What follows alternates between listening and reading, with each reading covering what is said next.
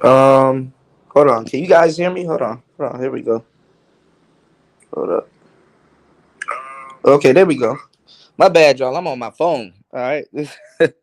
Shout outs to Brian Will dropping the huge 299 on the Cash App. That's what I like to see. Starting the show off right. What's going on, y'all? Shout outs to everybody here. It's Player Talk Radio. We are in the building. What's going on? I was supposed to go live yesterday, y'all, but I'm not even gonna lie. For some reason, and it's still out, but the Wi-Fi is on now, so it's a little bit better. The power went out in my unit, so I don't know what the hell's going on. We're gonna see if it cuts back on at some point. But man, I had a fever, y'all. I had a horrible fever. I literally man, cold sweats the whole nine, and I'm like, damn, out of all days for the power to go out, it was the wrong day. That was the wrong day, and I was gonna do some content yesterday because rain, sleet, or snow. I show up. Whether you guys notice it or not, but man, you know, if you guys been following the show and paying attention to Player Talk Radio, remember a couple of days ago. And remember, I was like, I don't want to sound like I'm bugging or nothing like that, but I'm like, okay, I'm older now, Let me reinvestigate this case. And remember, we were sitting here and we were looking at the specifics of the case, right? And they were showing, because I didn't see that, they were showing where everybody in the car was seated. And remember, I sat there and I said Fat Boy killed Tupac, because there is no way in bloody hell Orlando could lean over in that Cadillac and aim the gun. And remember, we were looking at the bullet trajectory and all of that stuff, and we were looking at how the bullets hit the car, and we were looking at the back door, and I was like, yeah, the other dude had to do it. Other dude had to do it. Big Dre. 2 days later, guess what happens? Oh, Big Dre did it. I'm like, oh man, come on. And all the vloggers were saying the complete opposite. Because even for years, me, myself, I thought Orlando did it. But shout outs to everybody here. It's Player Talk Radio. Shout outs to Brian Will in the building. Vader in the building. What's going on, Vader? Shout outs to UFO Kamikaze. Shout outs to my girl, Sin. Shout outs to everybody here. Night-ish. What's going on, player? Shout outs to everybody here. Hopefully you guys can hear me loud and clear. But man, I was sitting up there sick as hell. I'm still a little bit sick. My throat killing me. Pause, right? But I'm like, man, ain't that crazy? Ain't that crazy how we did all of that research? And I'm like, not trying to play, Detective Cuda or nothing like that. Not trying to do that. That wasn't that. That's not my intentions. But we went over the specifics. We went over the specifics of the case, and man, were we not on point? Were we not on point? Raven was here. Everybody was here. And y'all saw it's recorded. Hold on, y'all. I'm looking for something. All right, well, we'll just do this. It's recorded, y'all. It's recorded. You guys were here, and we solved the case on air. We solved the case on air. It was like, oh, it's Fat Boy. Fat Boy had to do it. Because there's no way in hell a nigga gonna reach over, another man like that, and then start shooting. And then where the bullets were, like how the bullets hit the car, you could tell, like I said, if it was a moving vehicle or a still, or if it was still, you know. Now, shout outs to Vader. Vader Vader said, I hope they don't give Vlad credit. Yeah, Raven, you were here, bro. Raven was here. You want to know why? Because I was going to name one of my shows the title, and I was going to tag Raven in it. Raven said something that just is stuck with me for a minute. Raven said something on that show, and it stuck with me for a good minute, man. I went to sleep thinking about it. Raven said Tupac didn't stand a chance. Because we were watching how We were looking at how Tupac was sitting in the car, and you can see the pause. You can see both of him and Suge's chest.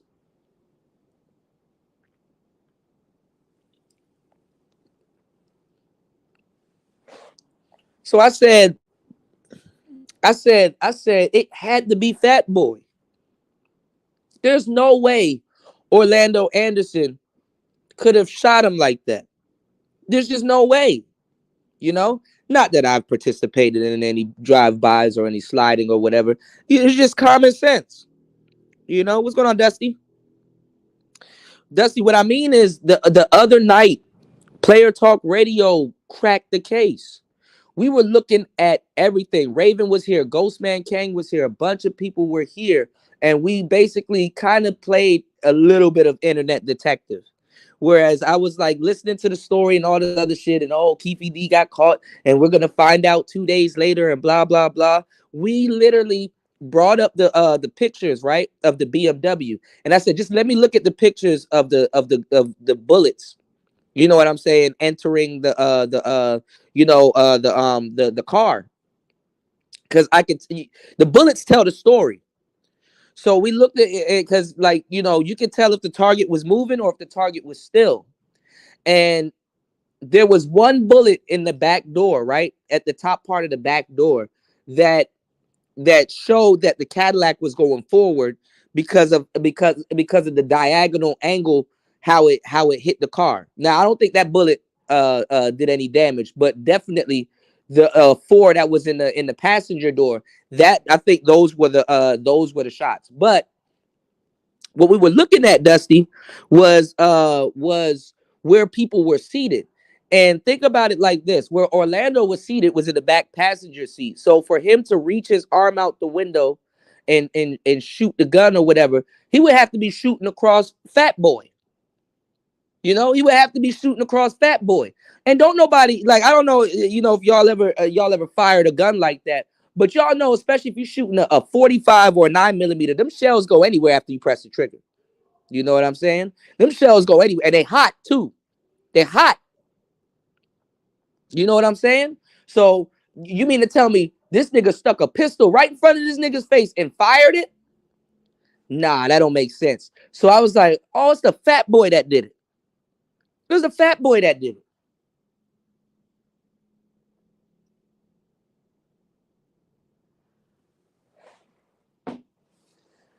Now everybody's like, oh, the fat man did it. I'm like, oh, come on, man.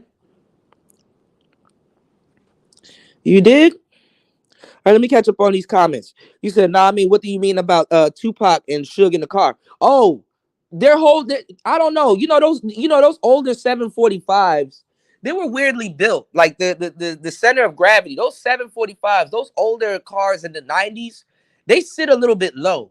Whereas if you look at the 745 now, the center of gravity is a little bit higher. So that Cadillac,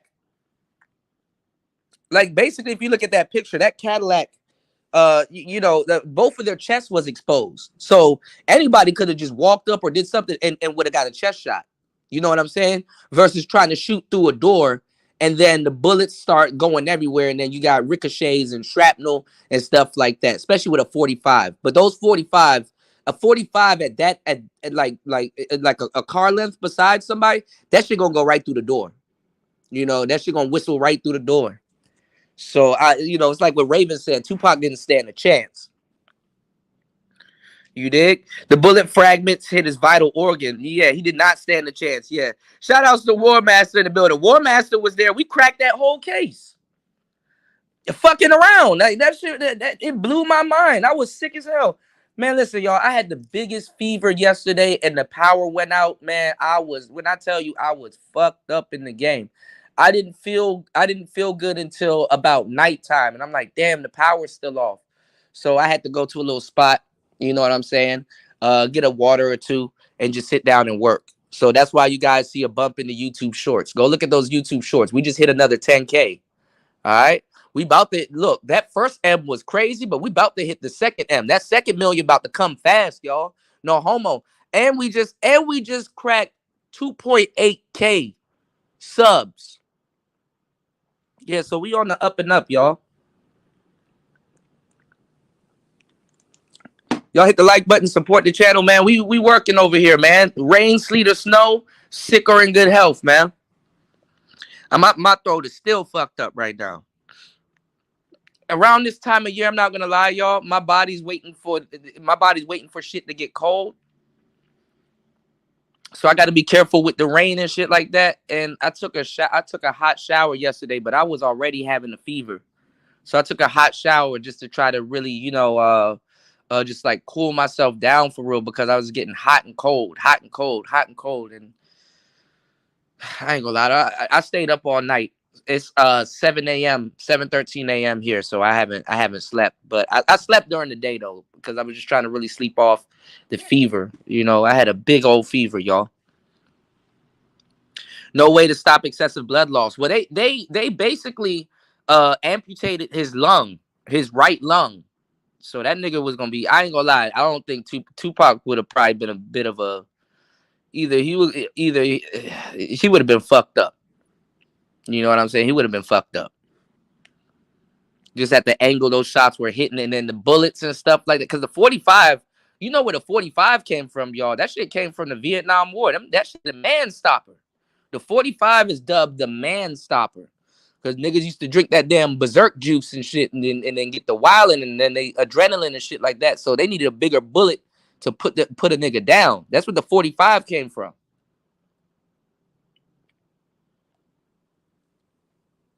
So that shit a whole man stopper. War Master said, I don't know what you all are talking about.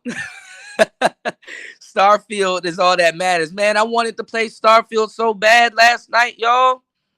Yesterday. But the power went out. So, yeah, the shooter definitely was sitting close to the window. That's what I'm saying. I'm like, I don't think it's Orlando. When I saw the seating arrangement, because I didn't see that when I was a kid. When I saw the seating arrangement, I was like, it couldn't be Orlando. I don't think War Master has played a lot of very impressive games. I don't think he's a game addict, but I ain't gonna lie, Starfield will turn anybody into a game addict.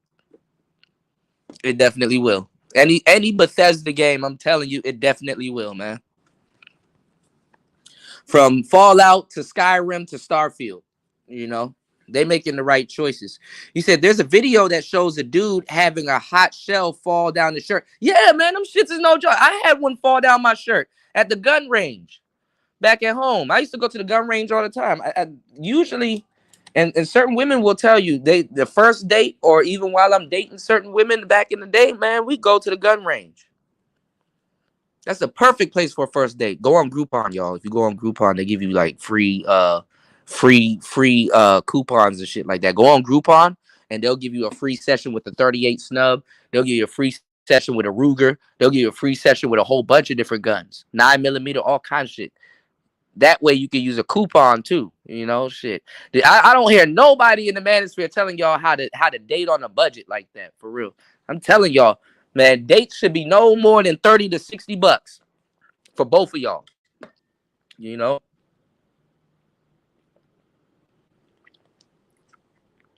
Don't be a sucker, y'all. Yeah, man. We on the up and up. I'm very proud of the channel. And yeah, man, y'all hit the like button, subscribe, support the channel. We winning, man. We winning, man. Winning, I'm not gonna sit up here and say it's me. No, fuck no, it's we. We winning. All right. So we gonna be up. I had the opportunity, y'all, I had the opportunity to basically get 7K subs, but I ain't gonna lie, I got like about 200 to 300.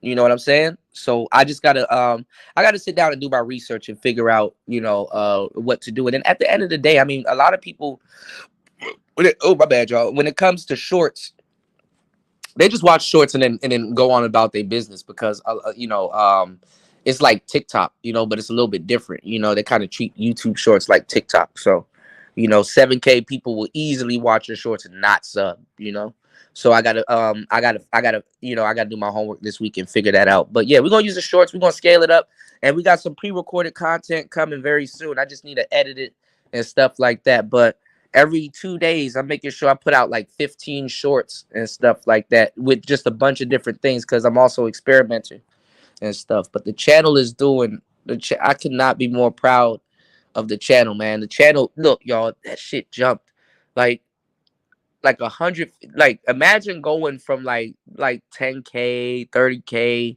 to 150K views, you know. So I'm like really putting the channel in position to get into the algorithm, and I'm making the algorithm work for us. You know what I'm saying? I'm making the algorithm work for us because you could either be on two sides of the algorithm. You could be at the mercy of it, or you can have it work for you. You know what I'm saying? So YouTube even had to ask me. They were like, you've been putting out a bunch of videos lately. Is everything okay? You just soared across 1 million subs last week, and then now you about to be up. Look, when I told y'all we had 1 million subs, when I found out we had 1 million subs, y'all, um, I was a little bit late. We have 1 million subs, right? But we had a extra 75K just laying around. Guess what that 75K is at right now? It's like up an extra 153K. So, you know what I'm saying? It's like a snowball effect that's going on. So we about to be up. We're gonna see what everybody else about to say, but we're gonna be up, because I told y'all I know how to scale up on YouTube. It's just that I don't have the type of channel that everybody's gonna like. I don't talk about something that everybody's gonna like. You know what I'm saying? But we gonna look. Just I just want to let y'all know. I just want to let y'all know what we got going on. All right.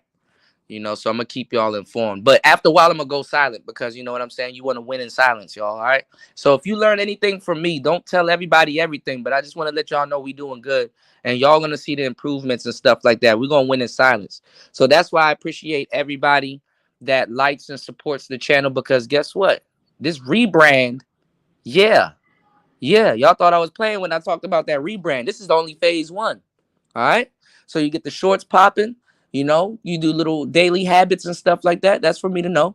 But you get the shorts popping. I got really good content for you guys. And then guess what?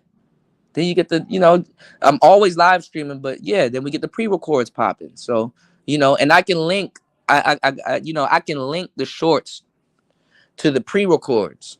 All right. So we're gonna be all right. All right. And I'm finishing up on the book. I got so much stuff that I'm working on, y'all. So I got to reach out to fasting. I got to reach out to nicer. I got to reach out to a lot of people. Don't think I'm ignoring y'all. I'm just going through hell at the moment. I was sick as a dog yesterday, y'all. Y'all wouldn't even believe. I was sick as fuck. I was sicker than nigga. I felt like Magic Johnson, bro. I was sick as hell. I felt like Magic Johnson without his antibiotics, y'all. I was sicker than the motherfucker, man. I had the craziest fever, and it just seemed like everything was going wrong. And then out of all days, y'all, for the power to go out, man, shit, crazy, man. All right. You said enjoy it, man. It's about time y'all had a hit. You said see you in my rearview mirror when Spider-Man 2.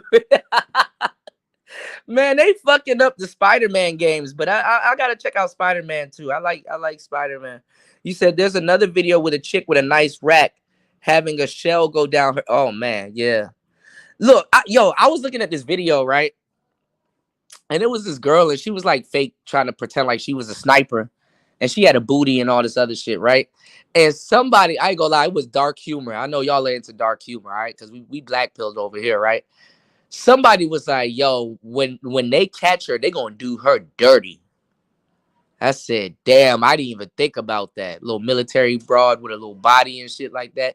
It's like when they catch her, yeah, she gonna get done dirty, bro. You know? All right, somebody outside yelling and shit. It's too early for that. You said 45 ain't a tiny pinch. It's pain for real. Yeah, man. That shit'll take out your whole respiratory system. What's going on, Shatera? How you doing, love? But hey, yo, you know what I was thinking about, dog? Think about this though. what you call it, Tupac got killed by a nigga named Dre. And the funny thing is that, like, you know, Dr. Dre's name is Dr. Dre. Y'all get where I'm going with this?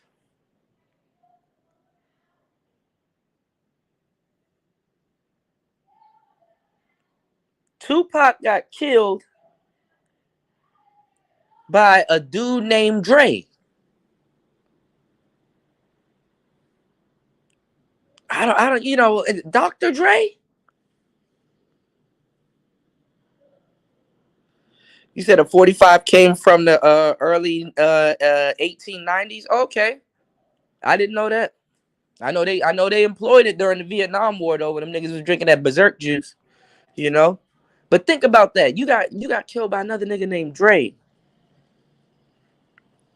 I don't know. That's wild.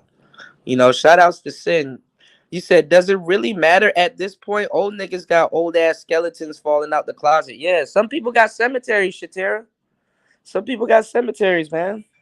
You know, I really, hold on, y'all.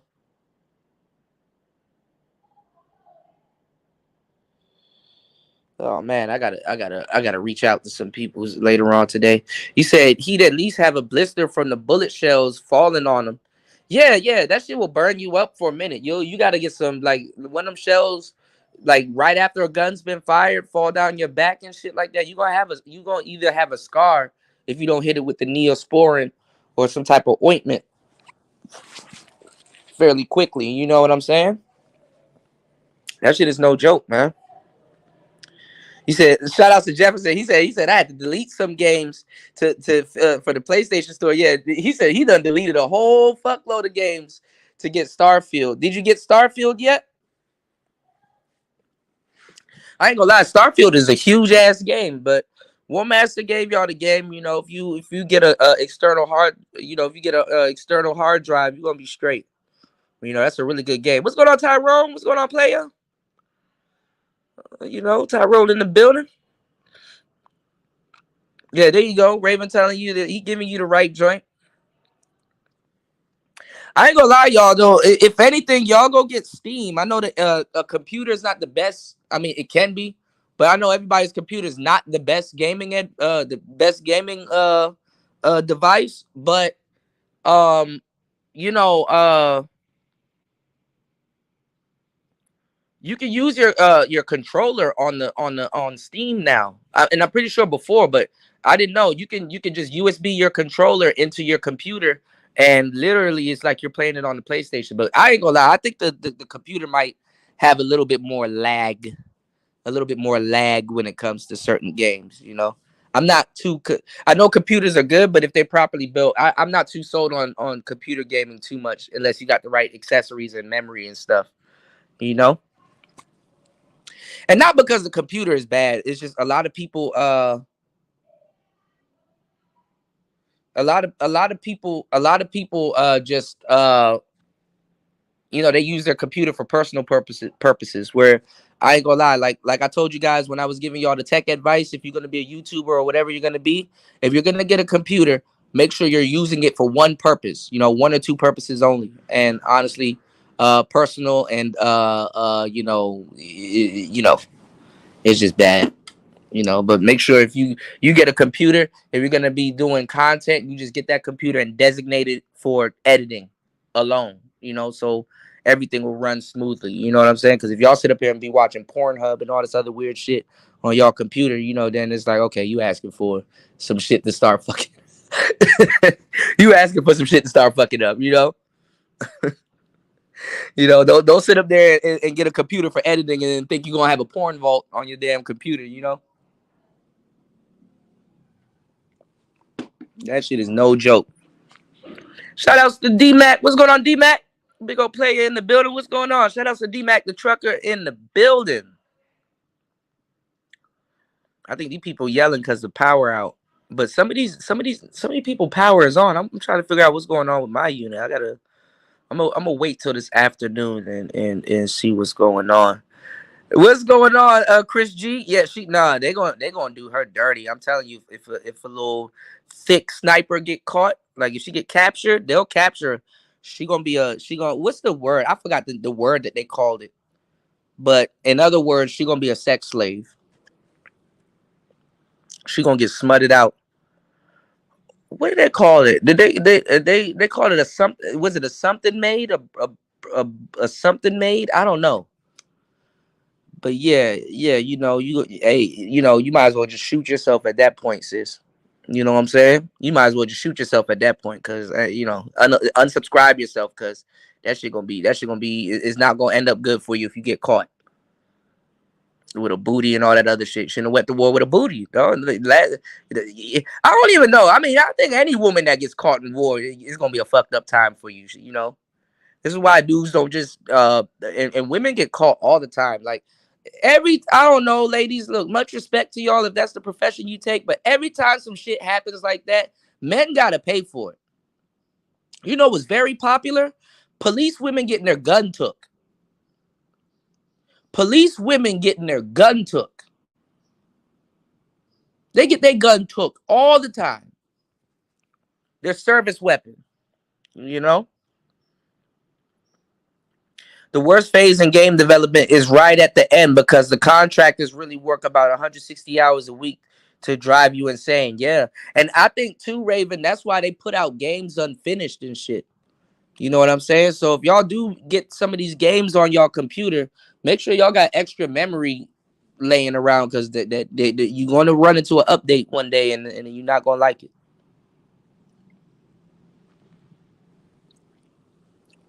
Right, War Master. That's what they were saying. There is no statute of limitations on murder. But we solved the Tupac murder the other day before the bloggers even got to it. I said, when I was looking at the bullet trajectory, I'm like, there's no way that first, and I'm pretty sure that's the first bullet.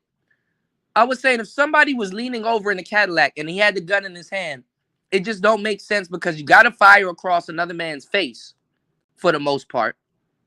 Then he's not even just a regular skinny nigga sitting in the car. It's a fat 400-pound nigga. You firing across a linebacker, you know? It don't work like that. Big Dre killed Tupac. I said that 2-3 days ago. I said, man, Big Dre killed that nigga. It makes no sense that Orlando Anderson did it. You know, just how where everybody in the car was seated. Keefe couldn't have did it because he got to shoot across the driver. Orlando couldn't do it because he got to shoot across the back passenger. And then somebody did say, I ain't gonna lie, somebody did say they saw a fat arm reach out the window. You know? So this big fuck killed Tupac. And his name is Dre too. And when they asked Keefe D wasn't trying to give him up. He was like, you know, he's a kid. They were kids. You know, hey, no way in hell them niggas were kids. They were kids compared to him. Because he was in his 30s at the time. And they were young. I'm not gonna lie. From King Von up to whoever, some little nigga with a Uzi is not no kid. Some little nigga with any type of pistol in his hand is not no fucking kid. You know? What's going on, Tech Rail? Hey man, I want to play Jet Set Radio, man. Shout outs to Black Man Being Brutally Honest. What's going on, man? Shout outs to you, man. What's going on? Shout outs to everybody here. You know, make sure y'all hit the like button on the way in. Subscribe. Support tonight's. My bad. It's nighttime. It's daytime. Early for me. But support tonight's show. Got a great show for you guys. We're gonna get into the divestment piece, but we're gonna iron this out, y'all. Player Talk Radio the other day. If you were here, and if you heard on the playback, we solved the Tupac murder case. I knew a lot of stuff growing up. I knew about Orlando. I knew about a whole bunch of other stuff. I just thought this would come to an end. You know, I've always suspected Tupac's killer to be gone, dead, you know. But then this Keefe D thing just really started taking off, like around, 2019, 2018, 2000s or whatever. And I guess the reason why he did that, y'all, was because so here's the other part that y'all got to watch out for. Diddy. Diddy. Diddy is giving back people their publishing. Diddy is, um y'all know Diddy got, a lot of shit going on, right? But I was wondering why he's trying to clean up his image, because a lot of the people was around back in the day, and that's what they said. They said he trying to clean up his image and whoop de whoop, right? So I was looking at it. I was like, okay, well, where does Diddy come in this situation? I mean, I understand there was an East Coast West Coast beef, but honestly, where does Diddy, fall in this situation? Like, why do people keep mentioning Diddy? But Keefe was in an interview not too long ago, and he was like, "Yo, Diddy a dirty motherfucker." Like, literally, the hit was put out. He said that he wanted Tupac and Suge for about $1 million or whatever. Y'all don't understand. Diddy a gangster. Like, I've seen Diddy do some gangster shit. He dances and he has that, a certain persona. Diddy a whole gangster, man. But speaking of gangster, a lot of people don't like what Orlando did to Tupac. But think about it. Y'all, you can't choose and pick when you want to be a gangster. That's some gangster shit. Like, okay, they did this to us, we gotta retaliate. Y'all know what happens. Is it fucked up? You betcha. But guess what? That's a part of the game. You just, hey, if somebody slide on you, and hopefully they don't double back. But if somebody slide on you, you just hope, you just hope they don't slide on you. You hope you survive. And sadly, Tupac, Tupac, he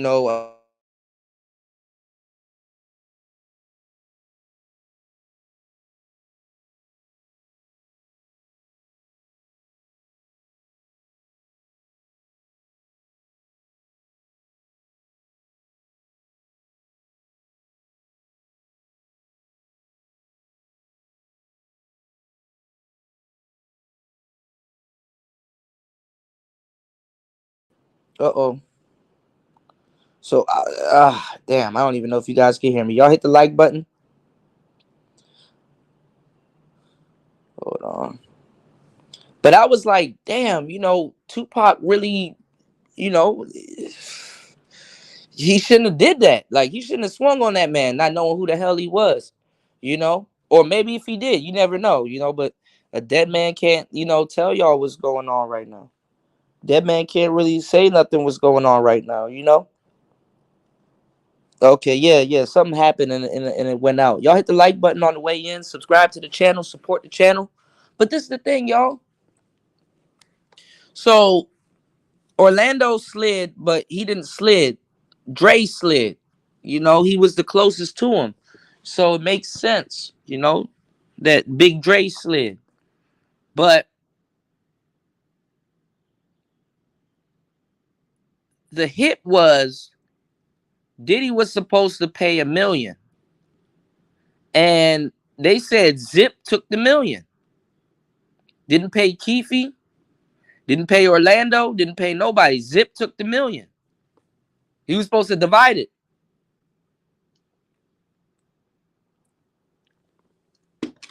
That's why Keefe called him a dirty motherfucker. But think about it like this, y'all. If Diddy ain't got nothing to do with it, quote unquote, how would you know that he paid him the $1 million? Think about that. How would you know that he paid him the $1 million? How would you know that?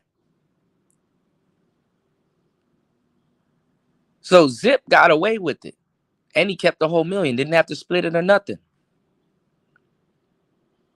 But if you think about it too, from a quote unquote G's perspective, if they accepted some type of payment, then the question would be who paid them. See what I'm saying? If they accepted some type of payment, then the question would be who paid them, and then you'll have more co-defendants.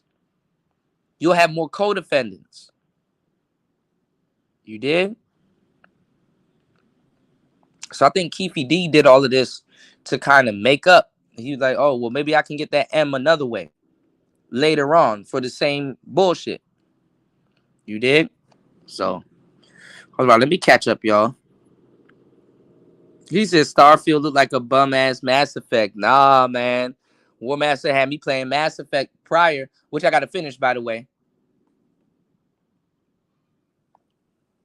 War Master admitted that Mass Effect was that Starfield was better than Mass Effect when it comes to gameplay. He said I tried to play Starfield on the cloud. That ish gave me a headache. Man, stick with it. Stick with it. Stick with it. You dig? Shouts to my brother Kev in the building. He said Brittany Renner is a GOAT clout chaser. Yeah, she know how that shit works, man. She know how it works, you know. Oh, I got to check that out. What's going on, Mac Bones? You said some women stuck at police. Look up the Swedish fiasco. I got to check that out. Let me start at. I got to check that out. The Swedish fiasco. But yeah, they get their gun took. They get their service weapon took all the fucking time. Usually, if there's a police weapon that's on the market, is usually taken from a lady cop. You dig? Yeah, definitely. All games do have a patch. That yeah, that's true.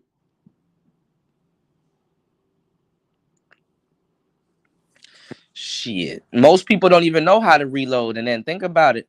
The average person, if you're not really trained and stuff like that, that's why I be telling people, y'all better leave Charleston White alone.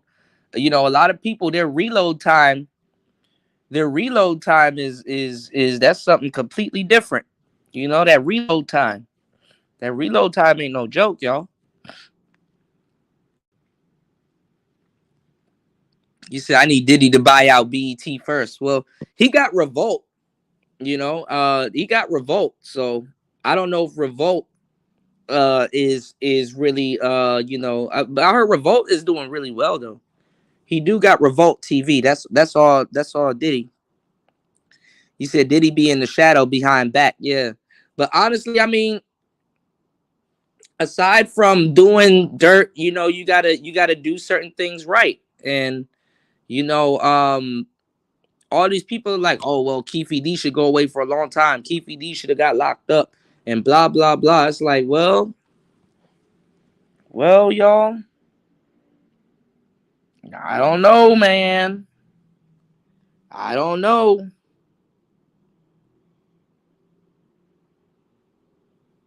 I don't know.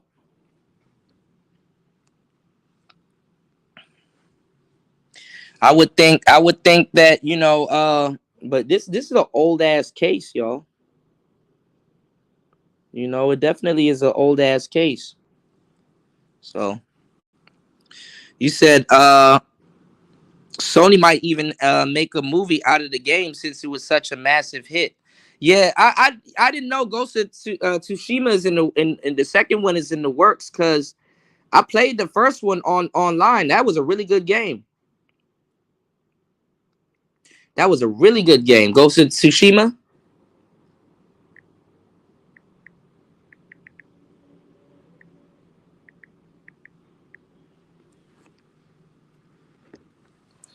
You say even if Pac didn't swing, even if Pac didn't swing, he would still be in the car. I'm not gonna lie. I think Orlando was trolling. I think Orlando was trolling them, and once Orlando trolled them and stuff like that, and they were like, "Oh, you were the guy that took took the death row chain." You know, I think Tupac had to kind of try to be like a baby Suge, right, y'all, and try to exert whatever power he thought he had on somebody else that got power also. You know what I'm saying? You know, you can yell thug life all day, but the fact still remains that nigga, they ain't stopped making Smith and Wessons when they made yours. They ain't stopped making guns when they made yours. You know, and no matter how immortal or what you survived and how people think you are, bruh, you can get blowed the fuck down. You know what I'm saying? You can get blowed the fuck down. People keep horns and they will blow them, bruh. You can get blowed the fuck down, man. You know how much hoods I done been into and stuff like that. I'm very lucky. You know, my dreads, to a certain degree, it did and didn't protect me in a lot of different neighborhoods that I'm not from. But they did and didn't protect me. You know what I'm saying? Sometimes it didn't protect me until but until people knew who I was or or whatever. It didn't protect me because I may look like somebody that somebody may be into it with in a lot of cases. But I know how to respond and how to move and stuff like that. And in other cases, motherfuckers were more scared of me. And I'm like, bro, I'm chilling. Like, what the fuck? So that shit by proxy ended up becoming camouflage in a lot of cases.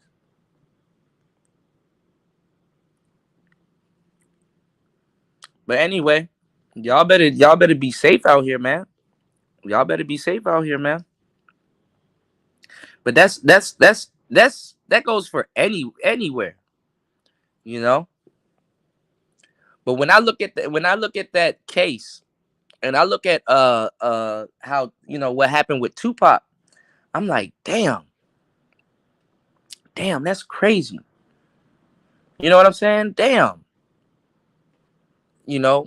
And what Raven said just stuck in my head, like, bruh, he didn't stand a chance. With a 45, oh hell no, he didn't stand a chance. You know,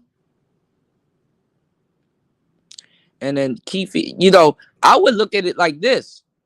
That's why I think the guys were laughing. That's why I think Keefe was laughing because they got jokes. That's why I think Keefe was laughing. That's why I think Orlando was laughing. I don't even know the other dude who was driving to say he was laughing. We're gonna do some more research on Big Dre, but they got to saw a show. They got to see a whole show.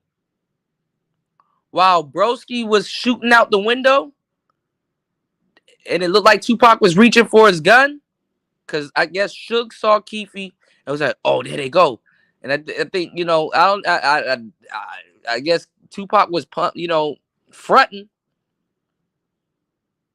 because that will save your ass in the hood too a little bit. But then again, you run into the wrong person with a strap, that they'll blow you down. But Tupac was acting like he was clutching when he wasn't clutching, and it usually works. But nah, them niggas was clutching for real. And he got blowed down. And Keefe got to saw the show. Even if he looked over his shoulder, them Cadillacs big as fuck. I'm telling you, I think it was a DeVille. I think, at one point I was going to buy one of them exact same Cadillacs. That wasn't the Extendo. Even a regular DeVille, big as fuck. But that's how I knew that Orlando didn't shoot, because I'm like, damn, bro, even though that car is big and sitting in the back is like sitting on a damn couch, he couldn't lean over no 400-pound nigga and just start busting like that. That nigga would have been deaf or whatever. Them 45s are loud as fuck. Them joints are louder than 9mm, man. Pow! It's like a big. That shit is crazy. In a car? Oh no. Oh no.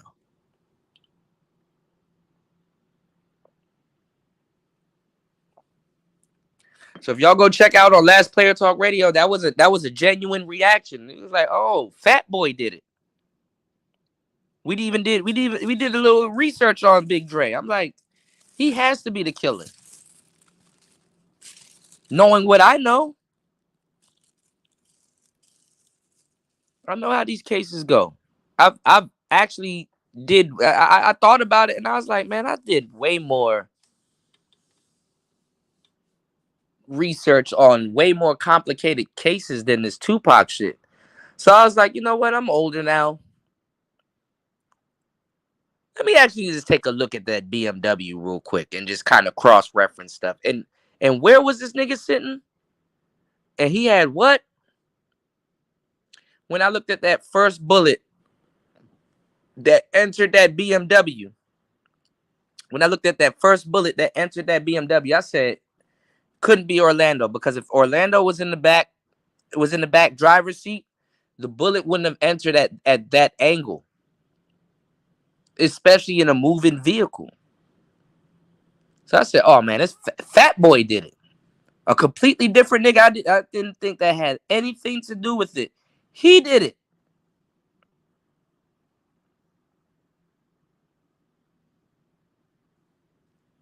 You know what's going on, D-Ski? Peace to you, player. What's going on, man? Good to see you. So I said, "Oh man, this is wild." But I didn't want to take. I wasn't taking no credit. I wasn't like, "Oh man, blah blah blah." But nah, man, Player Talk Radio did solve it before the fucking blogs did. And I'm like, damn, did we really just solve this case? Then I saw that shit yesterday, y'all. I was too sick to even say something, y'all. I ain't gonna lie. I was too sick to even say something. I was sick as a dog yesterday, y'all. I was sick as a dog yesterday, y'all. I was sick as fuck. I was sick. I had a whole fever. You know, I was on some pray for me type shit. You know,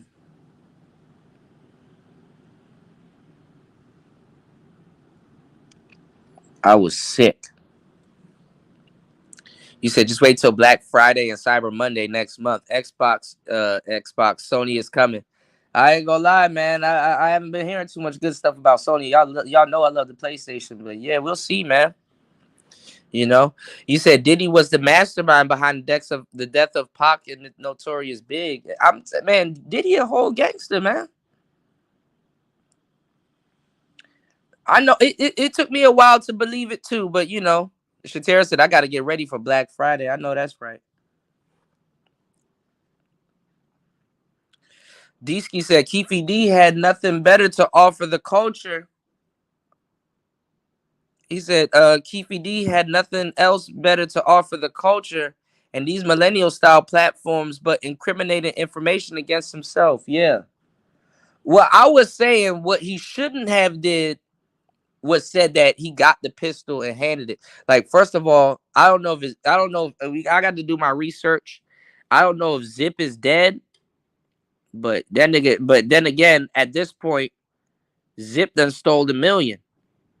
And honestly, even though Zip is a dirty dude, if Zip was handing out the million, he would have looked like the mastermind. And Diddy was cool with Zip. That was his right hand man's at that point. So I guess you had to be dirty. Yeah, you had to be dirty. What are you gonna do? Wire transfer that money? Like who walking around with that type of money? Shatera, this is the thing. This is what I think. This is what I think is going on, love. I think Keefy D was just trying to get a back end bag. Because other than Suge, he was the only one that could tell. You know, but Suge knew what happened. Suge knows what happened. Suge could have ended it. But guess what? This is another thing too, y'all. Over the years, because come on, man, we had 27 years to really just nab this. Like, but even Las Vegas police, they just needed a confession, and that's what they got from Keefy D because they couldn't get it from Suge. Suge was into it with a lot of different things, right? Especially at the time. So I want y'all to look at it like this. You know what I'm saying? Suge knew, and if you notice over the years, Suge was like, "Oh, Tupac alive. He in Cuba." Oh, yeah. Suge was milking it also. Suge was milking it also.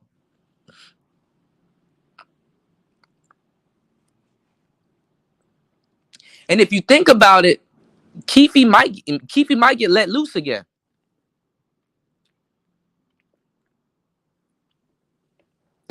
The only thing Keefy did was admit that he was an accessory to a high profile murder. You know, he wanted the clout as if he did it.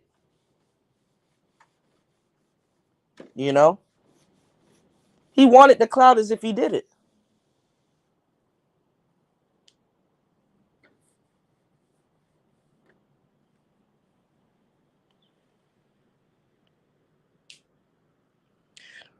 Well, he said he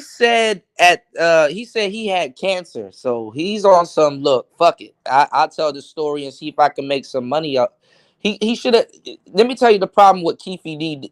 Let me tell you how Keefe D just he mishandled the situation.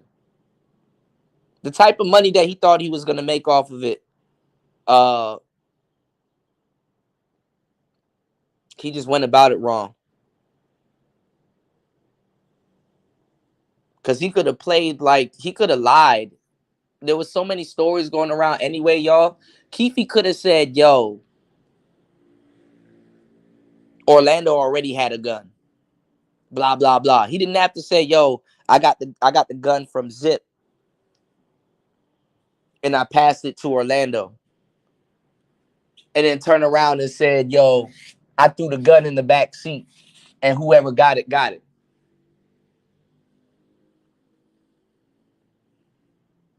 And then at the same time too, he didn't. This nigga was still living in the same district where the murder happened, in the same jurisdiction. So it was like, bro, are you dumb? Now he had too much shit going on in L.A., but he probably would have got killed in L.A. to tell y'all the truth. So I guess I know why he stayed in Vegas. But man, see, y'all niggas be letting comfort do stuff to y'all, man. Nigga, I would have moved to Utah or some shit and then wrote a book, not really incriminating myself, but this nigga put himself at the place of the murder, and then basically solidified that he was an accessory to the crime. So now they just like, bruh, if you were around, if you took a selfie while the shit was going down, you are gonna get charged with murder.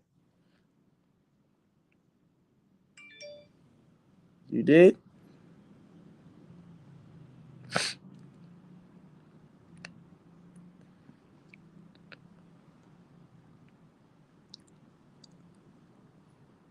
Yeah, he dumb as hell, man.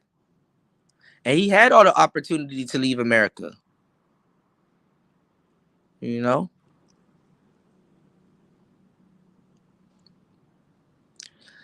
I think so too, D-Ski. That's what I'm thinking. I think he didn't get the bag on the front end. He said Zip a dirty dude. So, you know. He said I would have taken it all to the motherfucking grave, man. Look, when it's a high profile murder like that,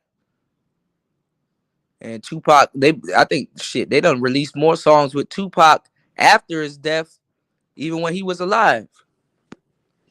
That's how much work he had saved up. Y'all hit the like button, subscribe, support tonight's show. You can support tonight's show at $ PTV888. That is $PTV888. That is $PTV888. Just eclipsing an hour into tonight's show. We're talking about the Keefe D involvement with Tupac Shakur's murder. But like I said, we did the research on the other show. Y'all should definitely check out that show. I put in a lot of work on that show. Y'all should definitely check out the last couple of shows. We ironed it out. We went through the I don't understand how we solved that shit before the fucking LA Los Angeles. I mean, I said Los Angeles. Before Las Vegas Police Department did. When I saw where the people were in the car, because I didn't, I'm a kid. When that happened, that shit happened when I was a kid. I couldn't get I mean, I probably could over the years, but I got so tired of the Tupac and Biggie shit. I just, we literally solved that case on Player Talk Radio several days before it really hit the vlogs. I'm like, bruh, are y'all dumb? When they put out, when they put out how much, like, where the people were seated, I'm like, there's no fucking way that Orlando could be seated behind Keefe and shoot like that. Not even a trained marksman can shoot like that. Especially if you're a right-handed shooter. Even a left-handed shooter couldn't even do it like that. So we gotta do our homework on Dre. What happened to Dre? I think he passed away. I know he's not alive no more. So I wonder, we're gonna see what happened with him. We're gonna, actually let me get out my laptop. There is no power here, y'all. I charged everything, so if the power go. I mean, if this shit die, it dies. Shout outs to my brother D-Ski dropping the huge $5 on the Cash App. Thank you so much for supporting the show. All right, let's get the support up. We're gonna get into this divestment piece also, y'all. All right, we're gonna get to this divestment piece also, y'all. I'm gonna switch from my phone to the laptop. We're gonna do a little bit more research on Big Dre. Okay, but we figured out the murder the other night. We figured it out. Dusty said would have gotten a new name and tell every nigga no hablo inglés. No hablo inglés. Right. But clout's a hell of a drug, y'all. Old people want it too. I don't know what type, and Shatira's right, and you guys are right too. I don't know what type of recognition he was looking for. Obviously, you were there. But then again, I wouldn't even say that. I mean, obviously, he made himself a target, but people wanted to know because he's the only one talking. It's easier to get the Keefe than it is to get the Suge. But sitting there saying, yo, I handed him the gun. He could have said, I saw the driver handing him the gun. They're already dead. You gonna dig somebody up and put him in jail? Like, come on now. And then who else knows something? Because you know who he brought into it? He brought Zip into it. I mean, Zip didn't pay him the money, so what he got to lose at that point? And then guess who he brought into it also? Foxy Brown. Foxy Brown was in Zip's car. And she got out and let Keefe in the car. And they were talking about the secret compartments that Zip used to keep in his cars. Like, those old... I ain't gonna lie. I was looking at one the other day. Them shits cost a lot of money because I didn't know the interior on them joints was like that. Them old 40 Kano Safari vans, them Safari vans.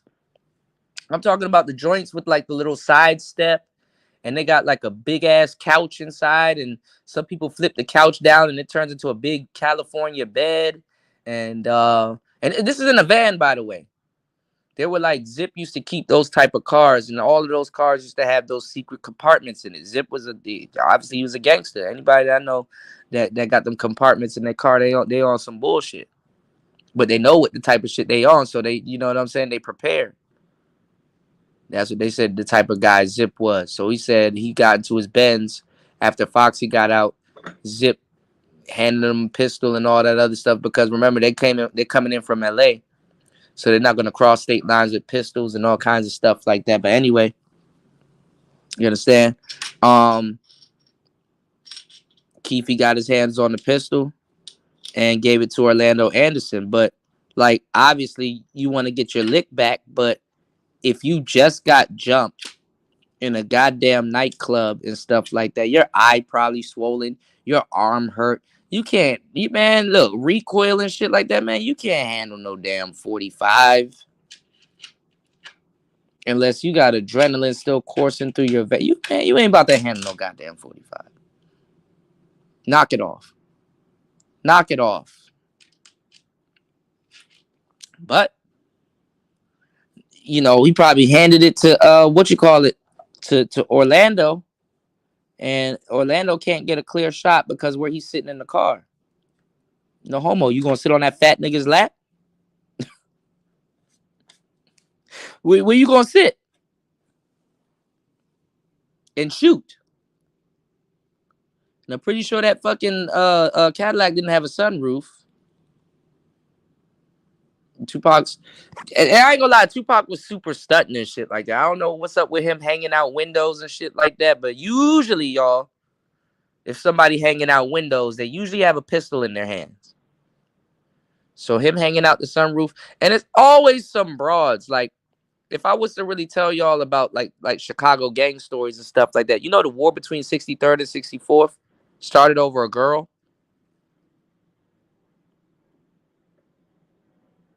Surprise, surprise. Who would have known? Over a girl.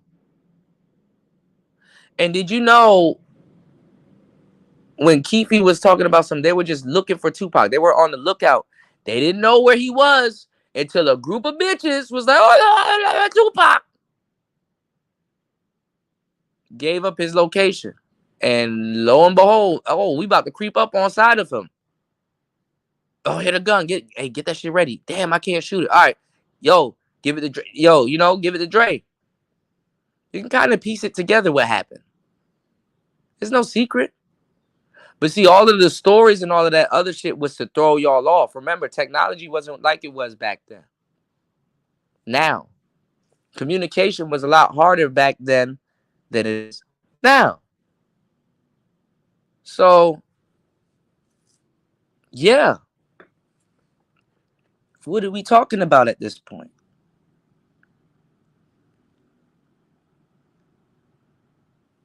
What are we talking about?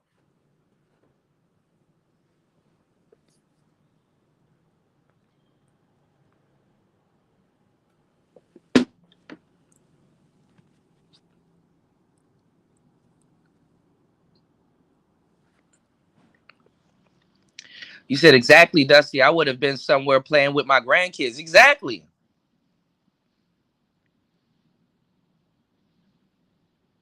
Ah, T-Rail said. Tech, my bad. Tech Rail said. I was looking at something. My bad, yo. Shout out to our bro Tech. He said, rest in peace, Tupac. Fuck Jada. I feel you, bro. I feel you, bro. You said, nigga too old to be risking prison time. Yeah. Well, he came out with it because I guess he thought, I don't know what stage of cancer he was in, but I ain't gonna lie. Once you get past stage 2, that shit dire, you know? Yeah, Tech Rail, you right about that. Some eventually do snitch on themselves. Yeah. Tony said I would have been a whole Afro Latino living in. Yeah, man. I'd have been on motherfucking protect the PC. That shit ridiculous, man.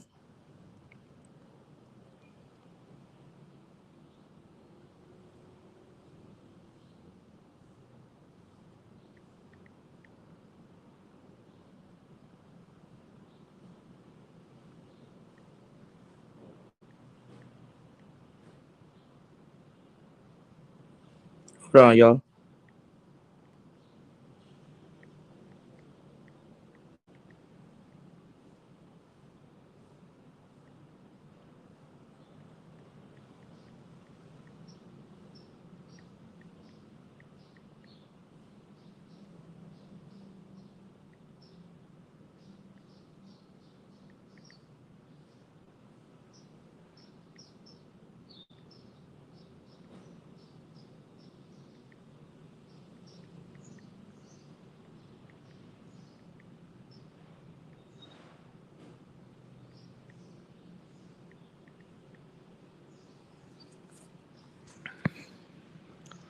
So yeah, man. But they come from that old school, he wanted the clout. I mean, think about it. After the death, all them people died. So to a certain degree, he was a grandpa with hood hero stories about Tupac. But he didn't got to get, he not no interrogator. He don't know how to hold up against no real interrogation. I ain't gonna lie, if he do give up Diddy though, this shit about to get real interesting. Cause I don't know. All right, give me 1 second, y'all. Y'all support tonight's show. Let's do some more investigation since we're not gonna get credit, which I'm used to it by now. You know how much trend-setting things I've done and don't get credit for it, and people make me feel bad because I want recognition for something that I really did. Hold on, y'all. I got a little bit of charge on my laptop. This is what we're gonna do. I'm gonna switch over to my laptop. We're gonna go into the story of Big Dre real quick before we get to the divestment piece. We're gonna go into the story of Big Dre And we're gonna go into the story of Zip. Is Zip still alive? Is Big Dre still alive? Let's see what they got going on. Because how could he just snitch on Diddy but skip Zip? You did? All right. So give me 1 second. We're gonna switch over to the rap top. Y'all support tonight's show. You can support tonight's show via Cash App. That's $PTV 888. That's $PTV 888. Also, you can support tonight's show via Super Chat or PayPal. Okay. So give me 1 second. We're gonna do what we did the other day and get straight into the game. All right. Give me 1 second. I'm gonna catch up on y'all comments. Give me 1 second, y'all. Hold on.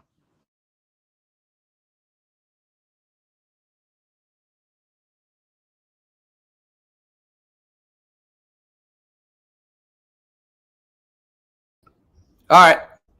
All right. We back. You said, well, I could clear my subconscious, my conscious more easier than on the outside. Fuck you mean? You said, yeah, it sounds good, but we're talking about a career gangster. That's all he knows. Yeah, but you know, this is the thing, D-Ski, is like clout's a hell of a drug, man. Clout's a hell of a drug, and it's like, you know, people should, you know, he too old for this. You know, Keefe too old for this. So let's do this real quick. Let me pull up an extra tab. Boy, my computer about to have a heart attack if I put up an extra tab. Hold on, y'all.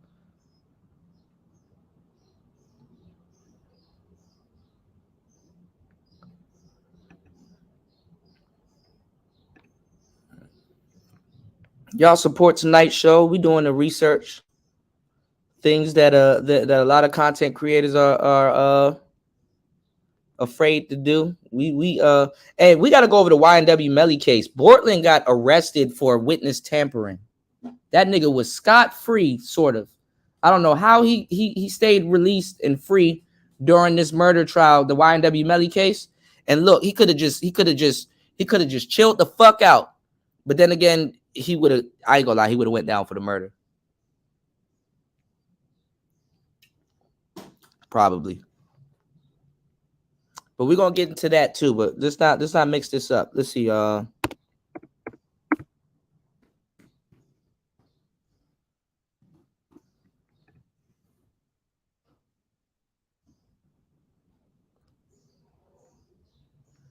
And I think the name of the club that Suge and everybody was going to was called 366 or something like that, which was supposed to be, because remember I told y'all the you know, communication was crazy back then.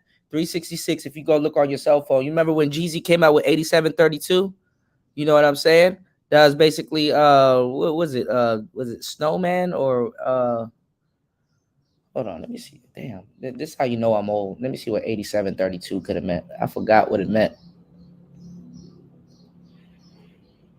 80.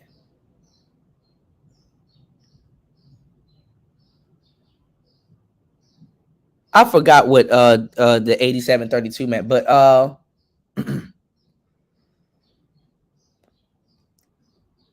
I think Club 266 or six. Oh, it's Club 662. It was supposed to spell mob on the cell phone. I remember when Jeezy got you know, let me see, what is 8732? Okay, yeah, 8732 was supposed to be short for USDA. You know, I forgot what it was, but anyway, look. All right, we got Zip right here. We're not gonna play no Vlad stuff. Shout out to my boy Vlad, but Vlad gonna strike a nigga. But let's get into this real quick. Y'all make sure y'all support tonight's show. Let's get into it.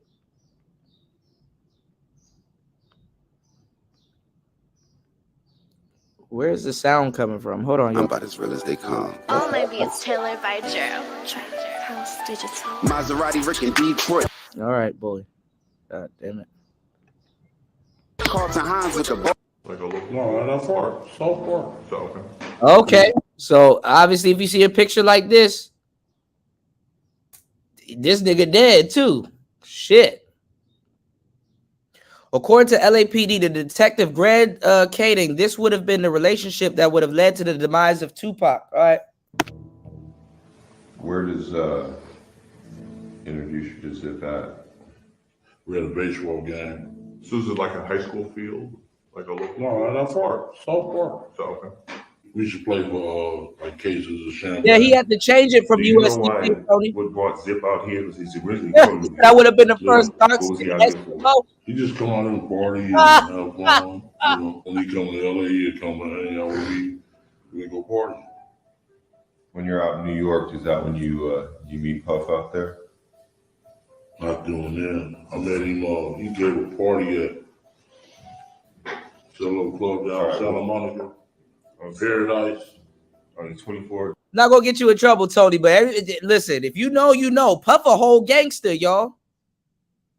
I knew when he fell off that the little every step I take. When he fell off that motorcycle, I said, "Oh, this nigga got right back. He a gangster." Hold on, y'all. With Paradise 24 used to be? Yeah, it was Paradise, yeah, on Santa Monica, Red Highland. That's where I met. First day I met Puff. And Zip introduced you to this my boy. What do you introduce him as? This my friend, this my nephew. That's my boy. This my boy. Didn't Yeah, it did sound like a slap. or anything like that. Like that was his nephew, or is that how he act towards him? No, this my boy. It's Puff. Zip, who knows about Puffy's offer to Keefy, says this is a good time to take care of that thing. And that's exactly what he said when he handed him the gun. But Zip kept the million, y'all. That's why Keefy said he a dirty motherfucker. I said, damn. But guess what? Keefy wasn't the trigger man. That million would have went to a kid. Not even a million. It would have got split. So if Zip had got the money from Puffy, because when you look, not that I know anything about no shit like this, but when you put out a hit, you only deal with one nigga. Only deal with one nigga. So if you fall, you know who did it. You only deal with one nigga. So think about it. If Zip got the money and he had to allocate it to everybody else, he would have looked like the mastermind behind the crime. So even though it's fucked up, it was more lucrative for him to keep the money, y'all. Think about it. More people will talk. Loose lips sink ships. All right? Y'all hit the like button on the way in. Support tonight's show. We solved this murder a minute ago on Player Talk Radio. We solved this murder a minute ago. Let's go. Shit, it was right there. Oh yeah, I'm already hip, Tony. I'm already hip. I seen some of the rings he be wearing. I'm already hip. The opportunity, baby. That was Zip talking? Yeah, Because I'm not even gonna lie. I think Puff a Shriner. If y'all know anything about something, you know, I'm glad I'm out the States. I can say whatever the hell I want now until I come back, because Prince Hall been looking for me. Puff a Shriner. The cigars, the motorcycle, dog. Like, come on, man. All right, let's go. because of what happened with Zip offers Keefy D the .40 caliber Glock that he has stashed in his Mercedes out in the parking lot. So he told me in the lobby that he has for Jim. So What? That was Zip talking? Yeah, Because of what happened with Zip offers Keefy D the .40 caliber Glock that he has stashed in his Mercedes out in the parking lot. So he told me in the lobby that he has for Jim. So what? Jim. That all right. Now Tony giving y'all the game. Tony giving y'all the game now. Tony giving y'all the game so that you don't have a co-defendant. That is very true. You are supposed to take out who you paid to do the hit within 90 days. That's how you cover your tracks. Yes. That is very true. He had a little secret department. Then popped out. All I don't know if it was Zip, but so I remember somebody said that I think a broad poisoned him. So I think a bitch probably poisoned Zip. We're gonna see how Zip passed away, and we're gonna see how Big Dre passed away. Give me 1 second, y'all. In the RS? Yeah. Keefe D claimed to have run into an associate of Puffy's named Darius D. Mac Rogers. According to Keefe, D. Mac claimed that Puffy had given Zip $500,000, but that Zip had never forwarded that money to Keefe. So Zip, instead of getting a whole million, I heard he got the million, but in this story right here, they said it was 500,000 because the rumor was, and honestly, this could all be a lie too, y'all, because they had to take somebody out. But the rumor was Puff was going to give $1 million for both Suge and Pac. But if Pac got taken out and Suge is okay, this is where you come to the number 500K. All right. And that's another thing too, D-Ski. No matter, even if they catch him, Puff not going to jail. Puff not going to jail. And a lot of him giving back people they're publishing came with the NDA, a non-disclosure agreement. So they can't say a damn thing. But let's go. I'm like, man, call your boy. He like, man, what's that still, man? What's Zip behind that shit? Zip got that money. I'm like, what? He like, yeah, man, dude gave Zip the money. Using our federal funding and resources, on June 17th of 2008, we escorted Keefe D back to New York. We had identified the nightclub that Zip owned, called the Zip Code in Harlem. Thank you. Thank you for coming out to Zips, and I want everybody to know that when you come here, we want to keep the peace and we want to keep it grown and sexy. Thanks for coming. Mike, Good time, beautiful time. One Zip. Zip Code. Longevity on this. Longevity on this, Stevie. Go ahead, Stevie, tell him something. Hey, I'm just here chilling out with my friend at Zips. That's right, Stevie. Food is good, music is good, and Stevie Wonder ain't blind. That nigga, man, look. I'm pretty sure a baddie walked past Stevie Wonder in his life and he like, God damn. What'd you say, Stevie? Nothing? The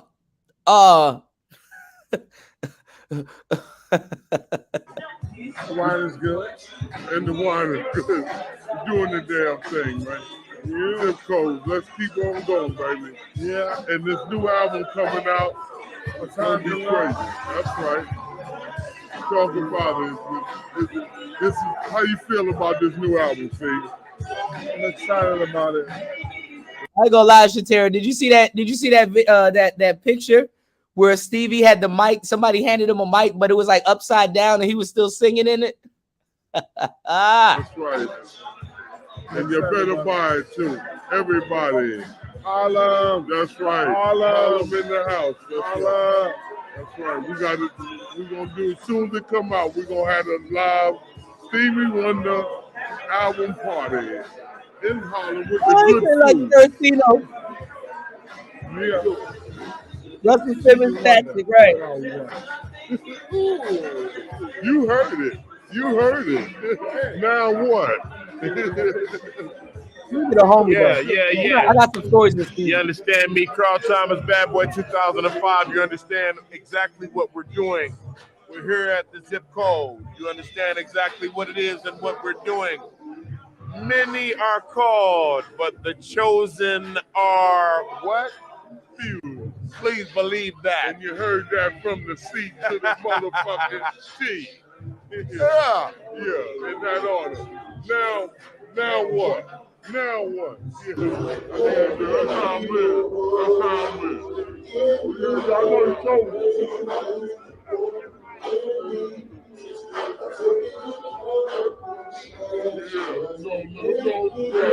Now, what the hell is this? This seems like later on. This is definitely not the music in the background. This is definitely not in the 90s.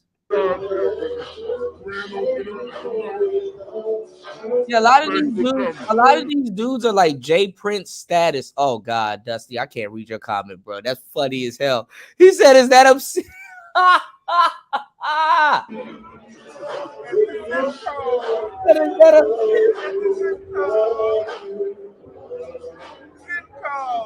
Yo, we back. It's your boy Pop a Lot. Mob ties. We on our way to Harlem with it. Uptown. All my niggas from Harlem, y'all niggas get in the comment box. This is definitely a Harlem story, but it's gonna have ramifications worldwide. But no matter what, this story is always going, it's gonna start and begin in Harlem, old gangster style. Now today, I'm going to be covering one of the people that I pretty much made the channel for and probably should have covered a long time.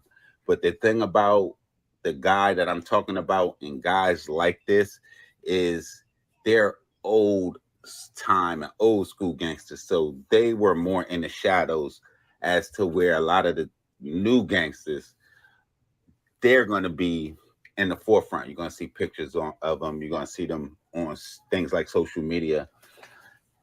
Though at that time, it wasn't things like social media. Something tells me that the guy that we covered today probably wouldn't have been on it if it was. Now, the guy that we're talking about today is going to be none other than the infamous Eric Vaughn. I think so too, UFO Kamikaze. He said when Tupac bragged about smashing Faith, I think he sealed his fate. But let me tell y'all something. I think Faith did hit Tupac.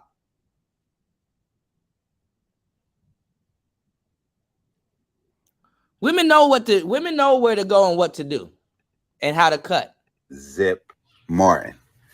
Now, those of you guys not familiar with Eric Von Zip Martin, we can't blame you because, like I said, he's a figure in the shadows behind a lot of stuff, making things move that you probably see, but almost like a puppet master behind a puppet play. It's always going to be some people orchestrating certain things. Now, if you was to know about him, you might know about him from a documentary that was released in 2016 entitled Murder Rap, where it covered the deaths of Tupac Shakur as well as the death of Notorious B.I.G. Now, in that documentary, detectives will go on to break down the cases, lining up suspects. Now, in that documentary, detectives will go on to break down the cases, lining up suspects, going through theories that they figured caused the set of events, as well as breaking down the East-West beef.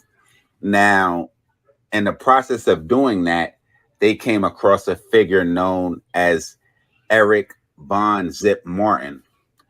And when I say he was in the shadows, some places you're going to see that they have Earl Eric Martin is his full name. So he by all accounts might have gone by his middle name, with Von Zip being a nickname that he chose or that was given to him. But one thing is for sure, he was definitely a legendary figure, not only in Harlem, but it spanned across the globe.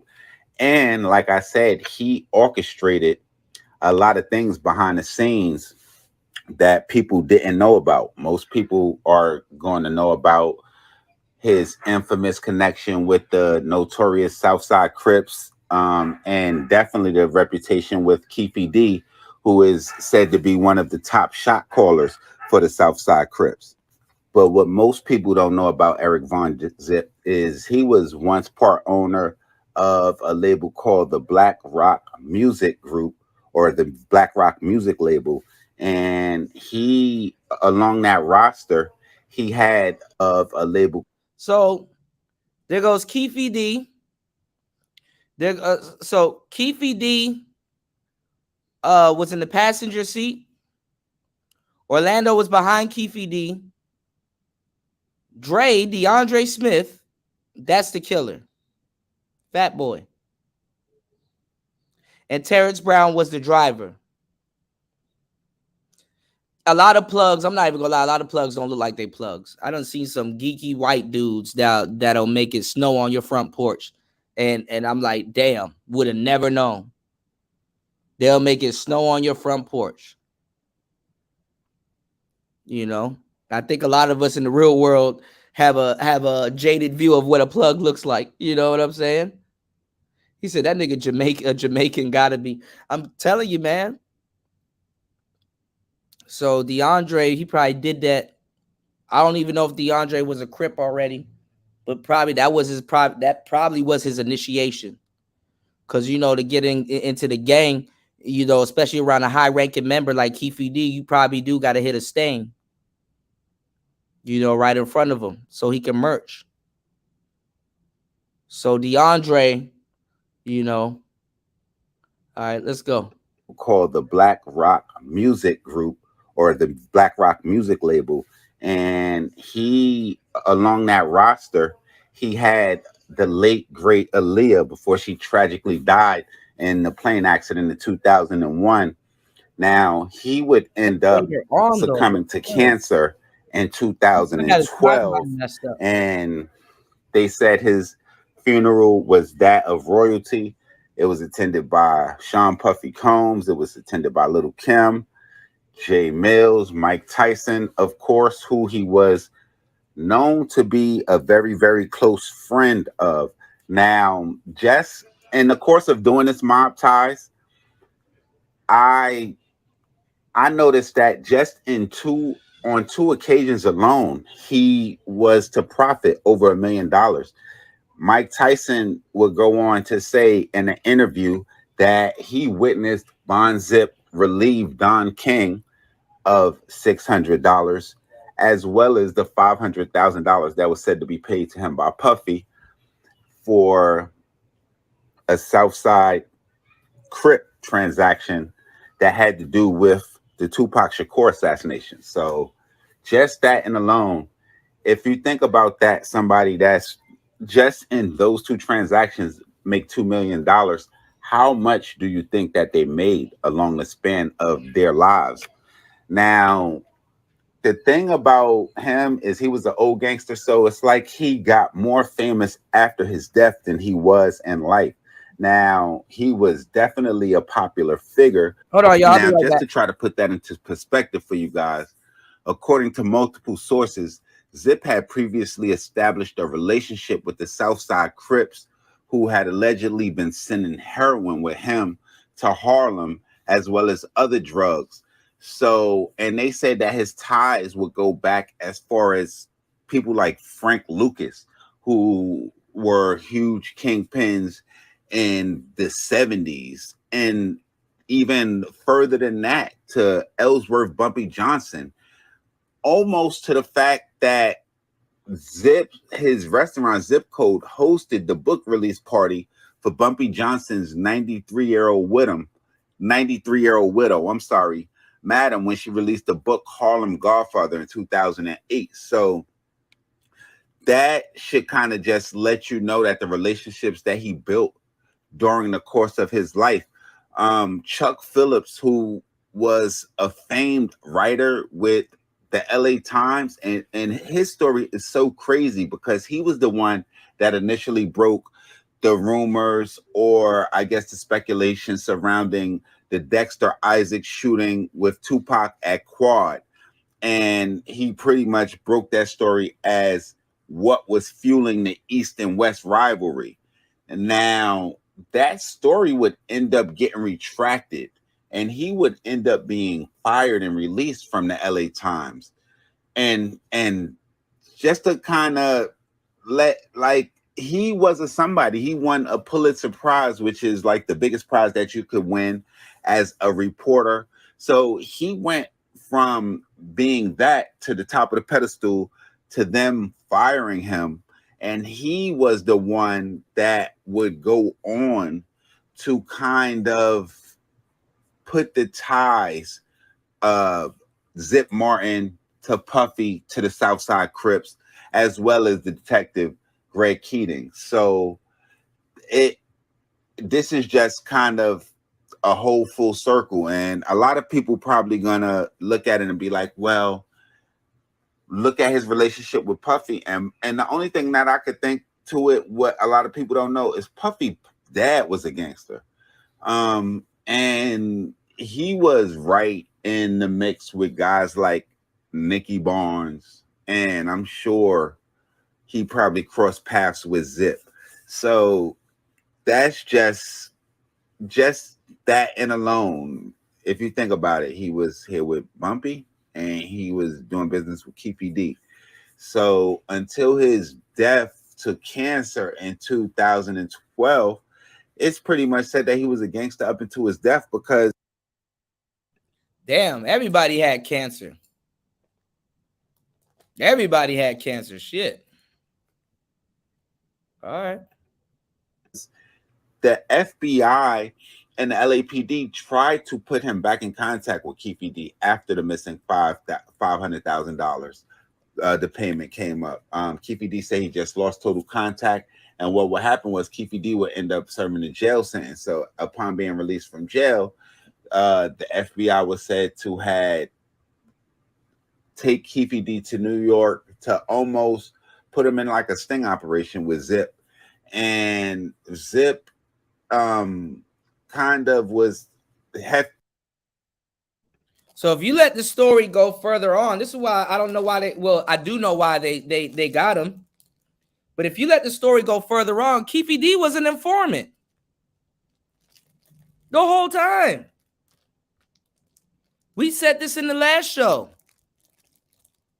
Yeah, the name of the poison. Right, Dusty. All right, you caught that too, right? But the whole time, Keefe D was an informant. The proper, I mean, I would say the deals that they were giving out then is not the same deals that they were giving out now. And honestly, it was the LAPD. The LAPD was the one that gave him that agreement, not Las Vegas, because he got caught up in a drug ring in LA.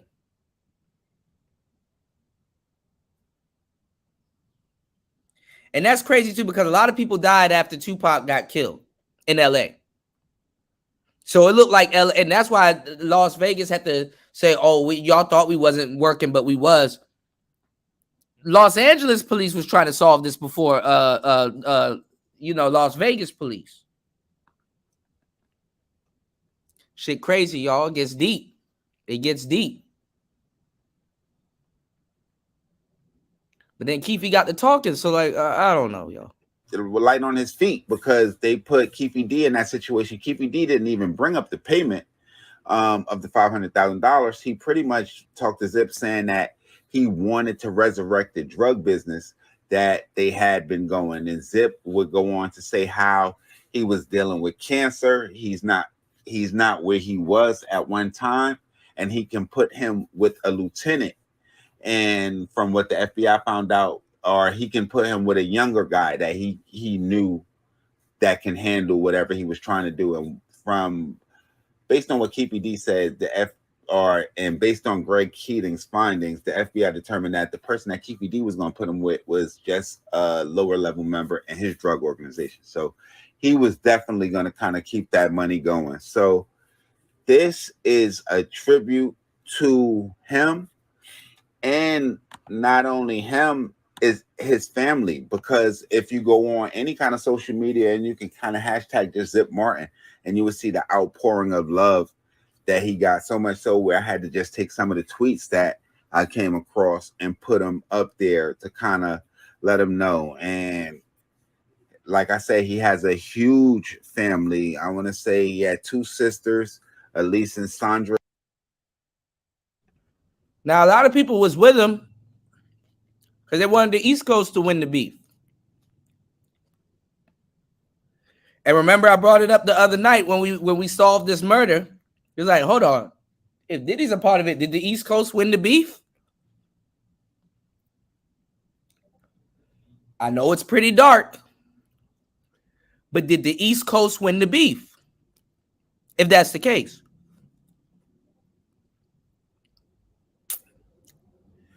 Now, hold on. With all of this going on,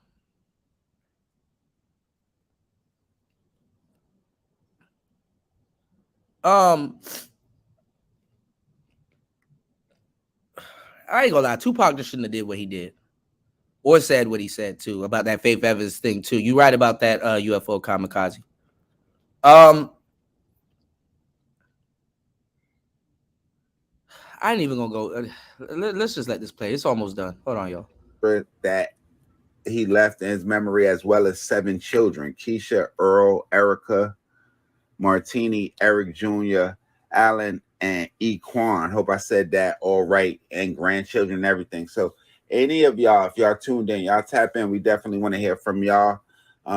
Get a little bit more about this legend. Y'all make sure y'all follow me on Instagram, on Twitter. It's your boy POP_ALOT.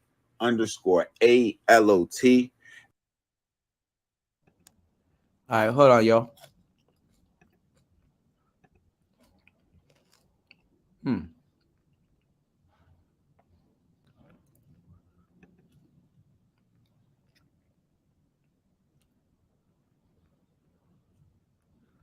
Oh shit.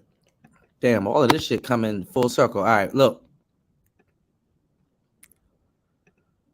We about to play the audio from this. Hold on, y'all.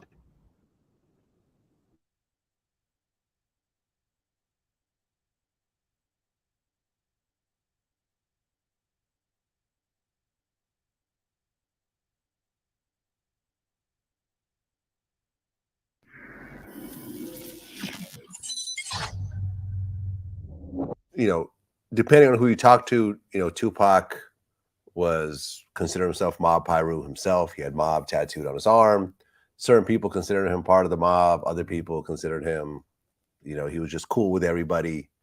But because the murder. Yeah, Orlando was dubbed the shooter. I thought it was Orlando.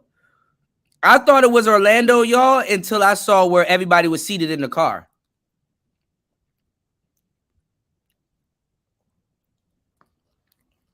So unless they lied about where everybody was seated in the car,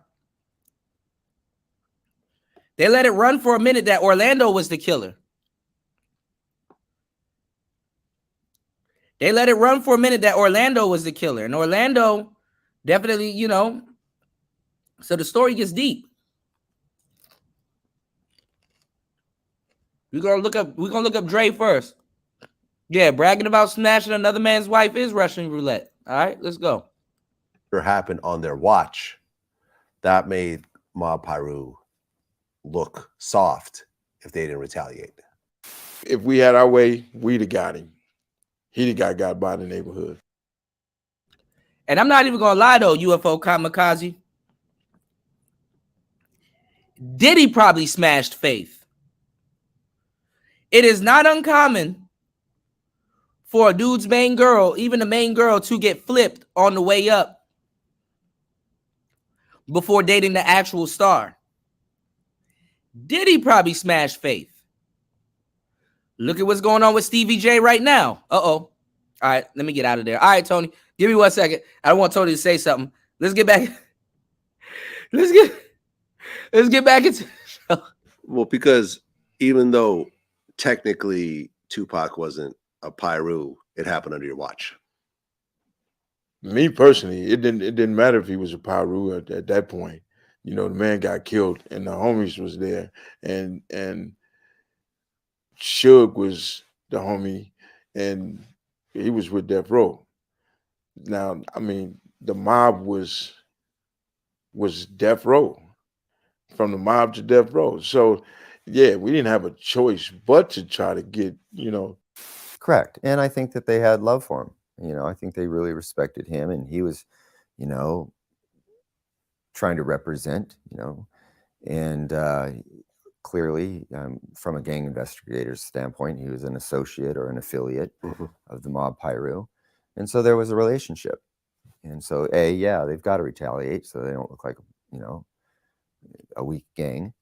And 2, you know, they owe it to him. Well, the way Mob James also explained it to me was that You know, a lot of people ask me, well, if y'all know Orlando did it, why y'all didn't get Orlando?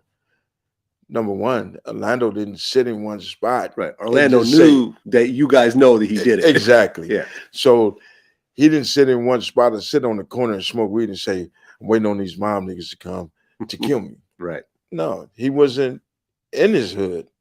He didn't hang out like that. Can you talk about that whole situation afterwards? Yeah, so they realize, you know, the Southside Crips and Orlando Anderson, Keefe D, they know that, hey, we just hit this dude in Las Vegas, and you know, it's on. It's a green light. And so you hunker down and you get your guns and you anticipate that there's going to be drive-by shootings or confrontations, or you kind of check out for a bit. You know, if you have a place to hole up outside the city, then you do that. But at the same time, these guys are very self-assured and they believe in the strength of their gang, and they're violent and willing to take action. So, you know, they also, it's part of that gang life, and they kind of embrace that. And so, you know, to be involved in these shootings and everything, it just builds up the whole, you know, it just builds up the whole respect and perception of your gang. So according to you, Tupac gets killed by the Southside Crips. He gets killed by Orlando Anderson, who's a member of the Southside Crips. Exactly. Now, earlier you said that Puffy put out this claim of, you know, I'll pay $1 million if you get rid of Tupac and Suge.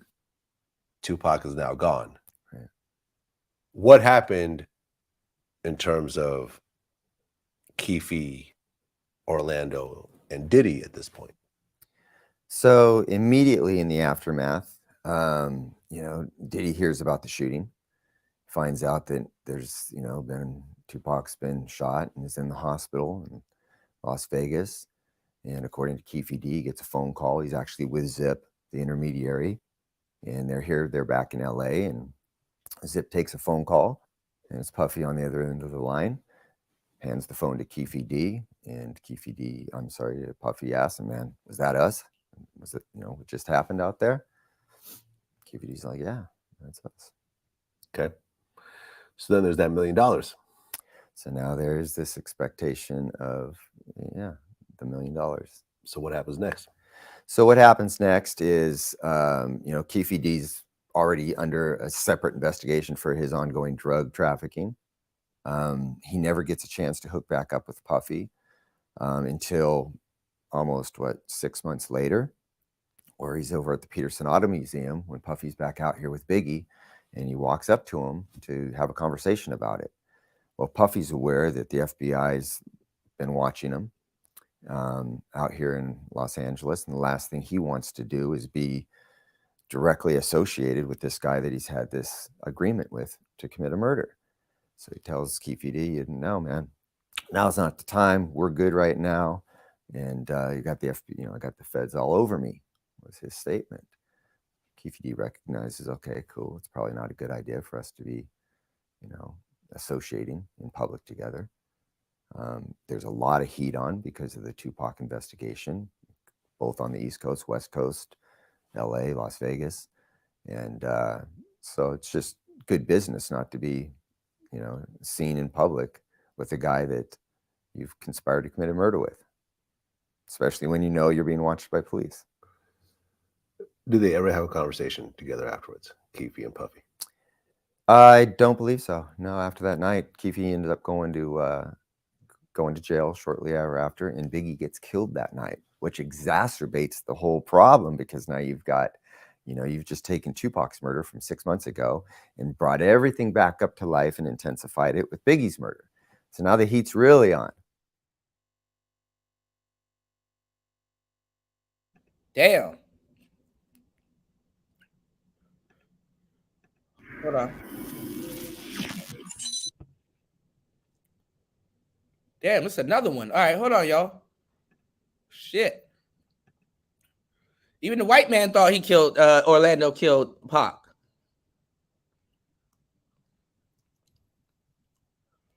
Hold on, y'all. That was before my era at Bad Boy. I was there like 2005, 2000. Okay. Again, I'm still tapped in with the A&R. a lead engineer from that era, via group chat and events. I don't give a fuck about the game, Kuda. Hey, look, if you still tapped in with them, send them some of my music. I would love to be. Shout outs to D-Ski. Shout outs to Tony.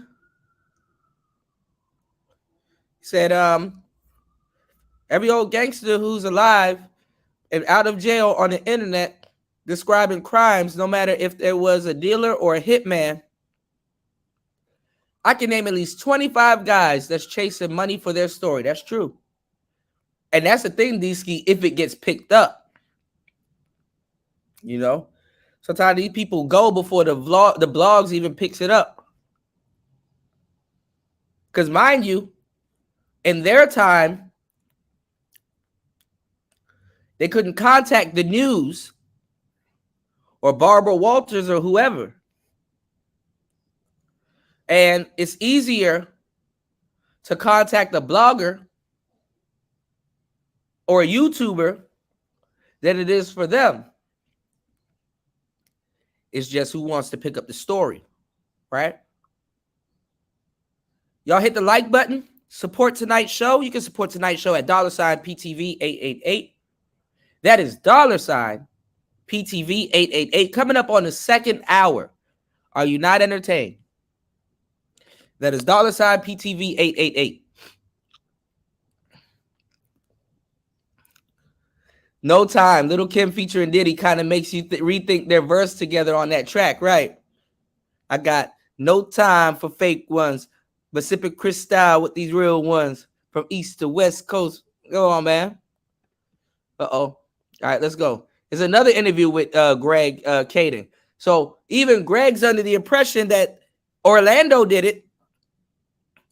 But as we found out before the blogs did, we knew it was Big Dre that did it.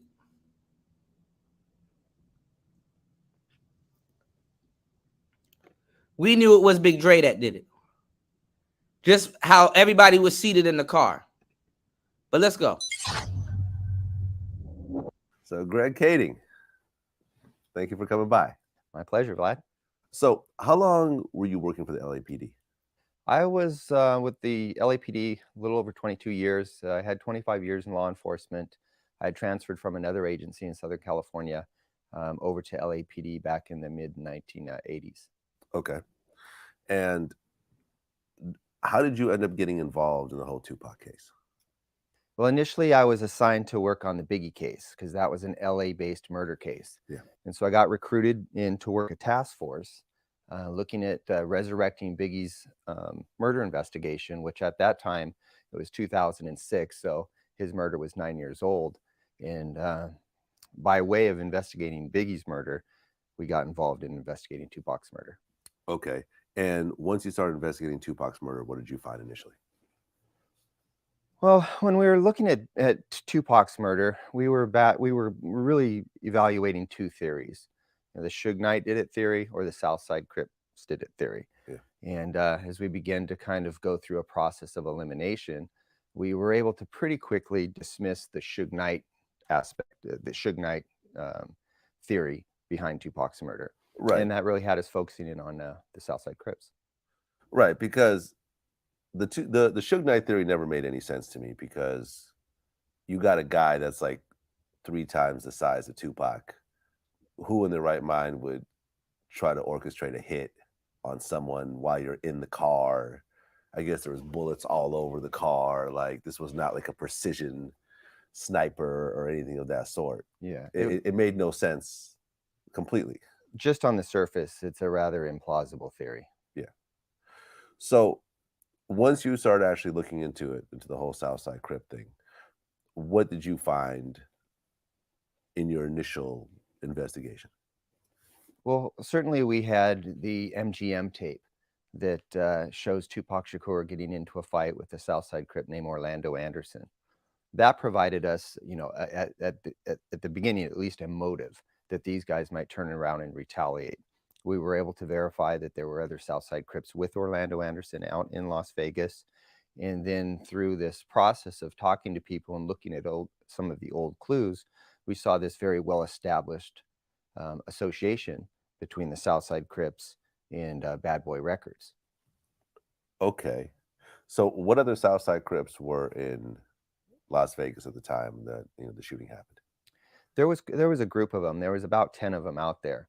The primary ones that we were interested in were the ones that were in the white Cadillac.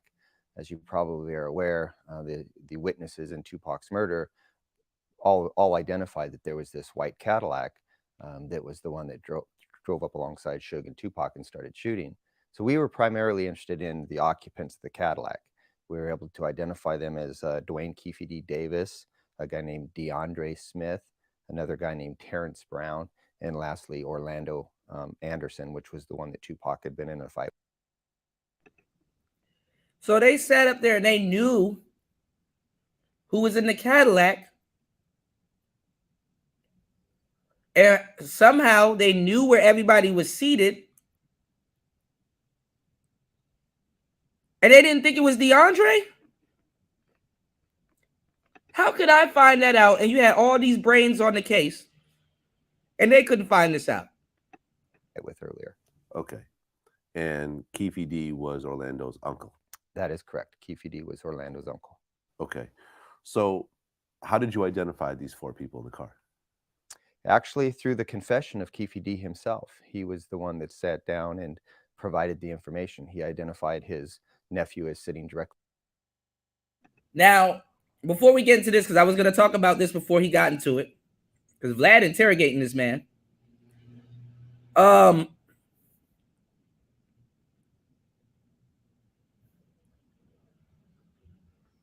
Maybe Keefe D told them where everybody was sitting to protect his nephew. See what I'm saying?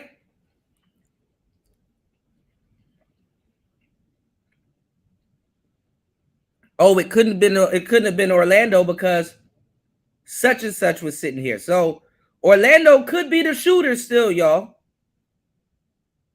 But Keefe probably lied about where everybody was seated.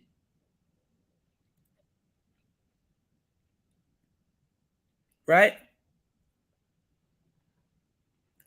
But then again, like I said, I think DeAndre did it. All right. Shout out to Tony Anthems in the building. Right. I need to look into that, man. All right, let's go. Behind him, he identified the driver as Terrence Brown, and then the 4th passenger or the 4th occupant, DeAndre Smith, as sitting in the left rear passenger seat. Okay. So I talked to Robert Ladd and Tim Brennan about some of the stuff that you've talked about. And I talked to named DeAndre Smith, another guy named Terrence Brown, and lastly, Orlando Anderson, which was the one that Tupac had been in a fight with earlier. Okay. And Keefe D was Orlando's uncle. That is correct. Keefe D was Orlando's uncle. Okay. So how did you identify these 4 people in the car? Actually, through the confession of Keefe D himself. He was the one that sat down and provided the information. He identified his nephew as sitting directly behind him. He identified the driver as Terrence Brown, and then the 4th passenger or the 4th occupant, DeAndre Smith, as sitting in the left rear passenger seat. Okay. So See, this guy got it wrong. How can he say Orlando was sitting behind him? Well, he did get it right. Left rear passenger seat. He should have said behind the driver. Okay, never mind. Hold on. I'll just get back into it. I talked to all right, DSky, I'll check it out. Robert Ladd and Tim Brennan about some of the stuff that you've talked about. And the one thing that they initially brought up was they had a level of doubt around this whole confession situation because this was a Las Vegas murder case, but you were LAPD. Correct. There are some jurisdictional issues initially. It was a Las Vegas murder, clearly. But as we began to unravel some of the events leading up to the murder, we found out that there was a solicitation for murder that took place in Los Angeles, which is obviously within our jurisdiction. So if a crime is occurring in LA, that opens the door for us to investigate it wherever it actually happens. Okay. So was there any sort of friction or cooperation with Las Vegas PD? Not really. They were very forthright from the beginning. We were sharing information between the LAPD and Las Vegas PD. They're a little bit, alienated because of their geographical location from the gangs in Compton. And so they relied on intelligence coming from both Compton PD and from Los Angeles PD. Okay. So you met up with Keefe D. Okay. Where was Keefe D at the time? He was in prison? No, Keefe D was living down here in Southern California, out in Riverside County. When we initially met up with him, we just went to his house and met him on his own property, informed him of some of the charges that we built up against him during a long drug investigation. And what were the charges? Distribution of PCP, distribution of large amounts of cocaine, and wiretap investigations, which are these electronic crimes. Okay. Oh, what kind of wiretap crimes were you? Using a public utility in order to commit a crime. Okay. So there's a lot of little technical, white collar type of crimes. I see what you're saying. So you guys just basically showed up at Keefe D's house? That's correct. Okay. Was it you and another officer? It was me and my partner, Darren Dupree. Okay. So you just knocked on his door unannounced? That's correct. We actually, the garage door was open. He came outside and we encountered him initially right in his driveway. What was the sort of initial reaction when two cops suddenly show up at your door like that? I can't speak for him. I mean, Keefe D, comes from a long history of criminal activity and police encounters. So it wasn't his first rodeo, but I'm sure he was quite curious as to why we were there. Okay. So when you initially started talking to him, how did you sort of present the information to him? We sat down in his garage and we explained to him that we had been conducting a long-term covert operation, looking at him and others, members of his family even, in a big drug trafficking ring.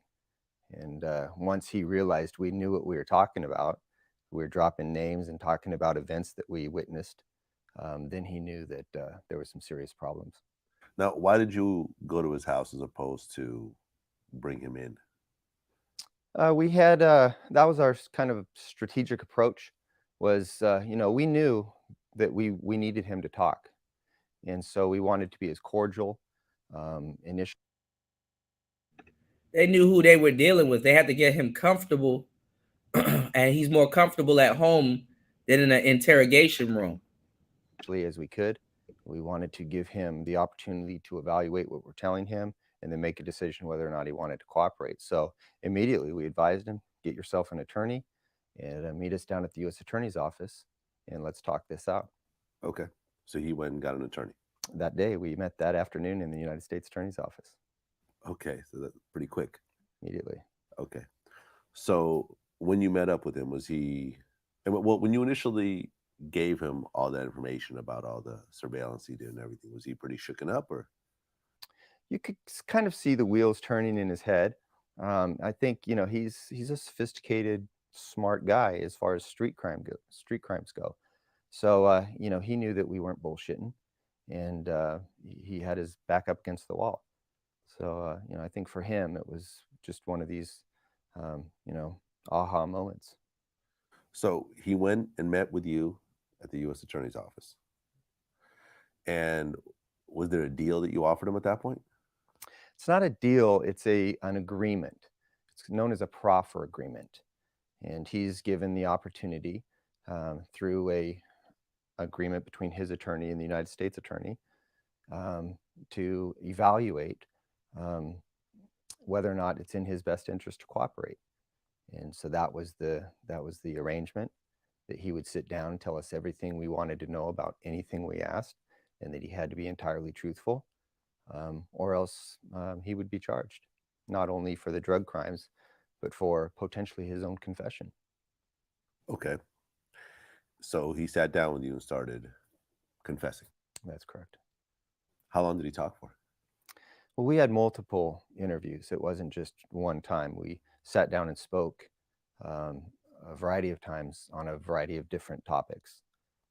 But, you know, specifically the Tupac and Biggie cases were the ones that we were the most interested in. So we spoke for hours over a long period of time. Keefe, today what we're going to do, we're just going to go over with a fine-tooth comb the Las Vegas incident. So we're going to draft up our report as regarding that specific thing. And then we're going to cover a few other things that we do have to emphasize to you, that everything in this report has to be right on, because if down the road it's determined that some of these details are incorrect, then everything's off the table. So everything in this report cannot be like that report. Hey, I want to say this though too. I feel like I said that day, don't bullshit me, and I won't bullshit y'all. You know what I'm saying? Okay, Lane starts blasting. You say Suge looks over, he sees you. Yeah. He looks right at you. Yeah, he looks at me. Okay. Why are you looking right at me? Fucking know each other since we were 7, 8 years old. When he looks over at you, and then, you know, Tupac's busy getting shot. Evidently, the story is Tupac's trying to either get out of the back seat or something. Yeah, what do you see happening inside of their car? I seen a bullet going Suge head. I thought he was dead. So Orlando shot him across Dre? He leaned over on the window. We rolled down the window, popped. Who was it? They would drove on my side. I would have popped them. You know what I'm saying? See, what? This is so weird. We're gonna run this back. See, he in that interrogation room talking.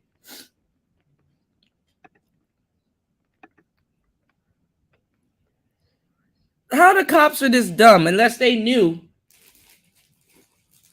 He said, so Orlando leaned across Dre. My man, you are a cop with a service weapon. You know you should have some type of idea how guns work.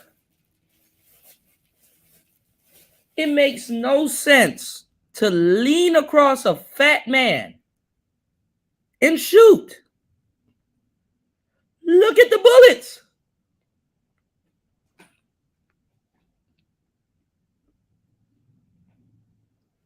Look at the bullet holes in the car.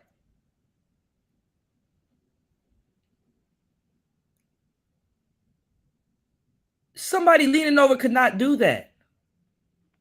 Or get that clear shot moving. Yeah, what do you see happening inside of their car? I seen a bullet going Suge head. I thought he was dead. So Orlando shot him across Dre? He leaned over on the window. We rolled down the window, popped. Who was it? They would drove on my side. I would have popped them. You know what I'm saying? But they was on the other side. Right. The group had gone out to Las Vegas without any intent whatsoever to have any problems. They did not go out there with any specific motivation to hunt down Tupac or to have any encounters with Suge Knight. But just by the nature of the rivalry that was taking place between them, they began to have encounters. There was an encounter between the Southside Crips and Suge Knight and his entourage in the arena prior to the event where Orlando Anderson and Tupac Shakur get into a fight. In Vegas, there was an encounter? Correct. Prior to the videotape that we see of Tupac and Orlando Anderson getting into an altercation. Okay, I didn't know about this part. This is the first time hearing about this. So what actually happened before the videotaped altercation? Well, inside the arena, there was just a brief encounter. Now, these Crips and Bloods from these sets, they know each other. They've encountered each other during other confrontations. And so they recognize each other. And there's a Suge knew who Orlando was. Match. Didn't. Nothing serious, but statement is made from Suge Knight that he's untouchable. And the Crip, replies, "Well, you can be touched." And this was set a little bit of a adversarial type of setting or environment right off the bat as soon as they saw each other. Right, D-Ski. Okay. So then what happened after the fight? After the fight, Tupac Shakur and several members of the Mob Piru, Suge's entourage, and members of Death Row, they're all kind of milling around. I don't know if you've been to the MGM, but after a fight, it's just, you know, it's pandemonium. There's just people everywhere.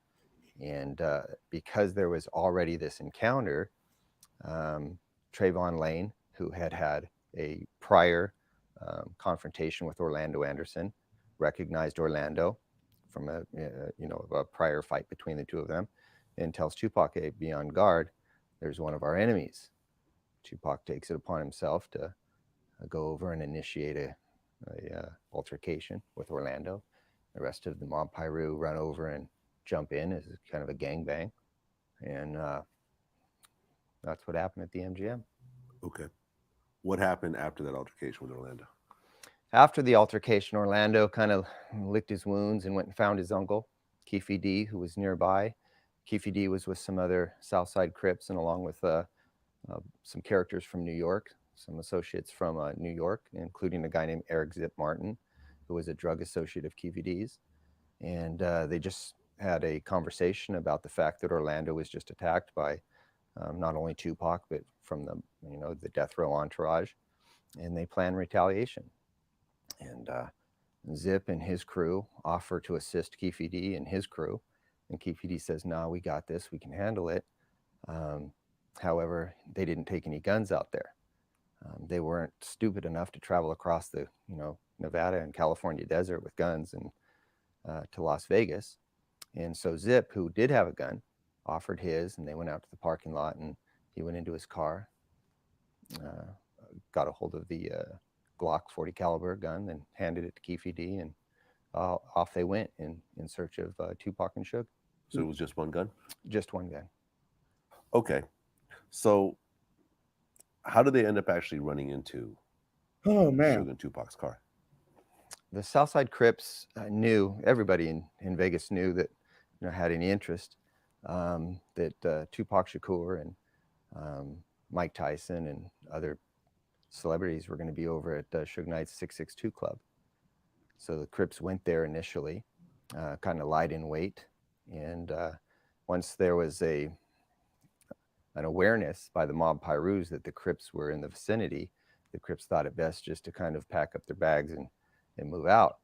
So as they were leaving, they're going down the street, they go to a liquor store, and shortly after departing from that liquor store, they happen to see Tupac and Suge and this entourage of vehicles, or this caravan of vehicles, going down the street in the opposite direction.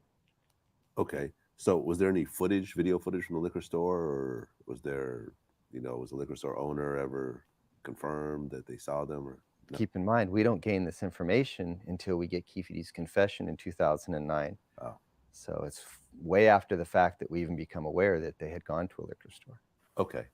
So they turn around, they drive the opposite direction, and then what happens? They're looking into the different vehicles. Orlando Anderson gets the gun from Keefe D, who is in the front seat. He hands it to the back seat. Orlando takes it. And as they pull up along the passenger side of Suge's BMW, Orlando leans out the window and begins firing in the direction of both Tupac and Suge. And that does not make sense. That does not make sense. Doesn't make sense at all. They're in the, how do you,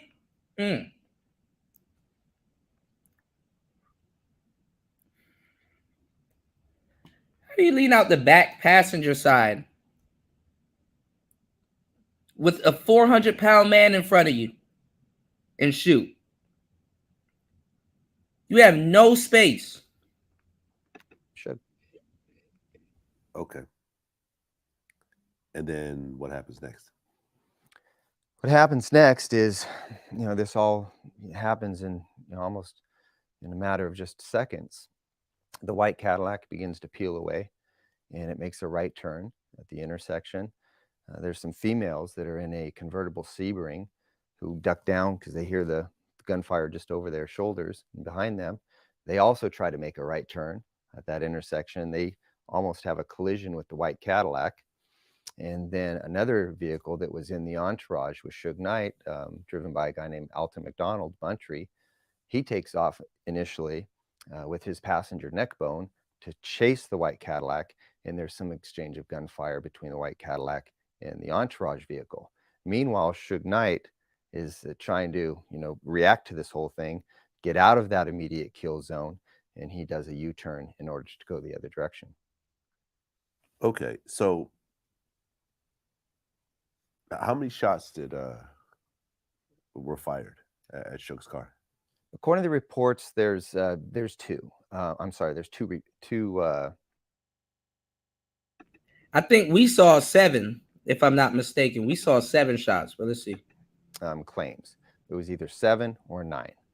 So depending on whether you want to count shell casings or whether you want to count the number of times the vehicle's hit, there's a variable there. So the vehicle was hit 7 times. Correct. So they basically just unloaded the clip, more or less. No, a 9mm Glock carries It's a 45, not a 9mm. God damn. More rounds than that. Okay. How many rounds in a 9mm? It depends on whether it was a subcompact or whether full size, but upwards of like 13 rounds. Okay, so half a clip, more or less. Correct. Okay. And the shots are all over the car?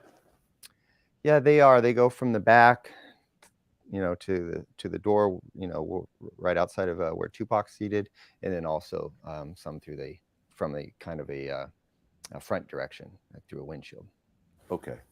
Oh, Tupac wow. was hit how many times? Tupac was hit 4 times. 4 times. And Suge was hit. Suge took a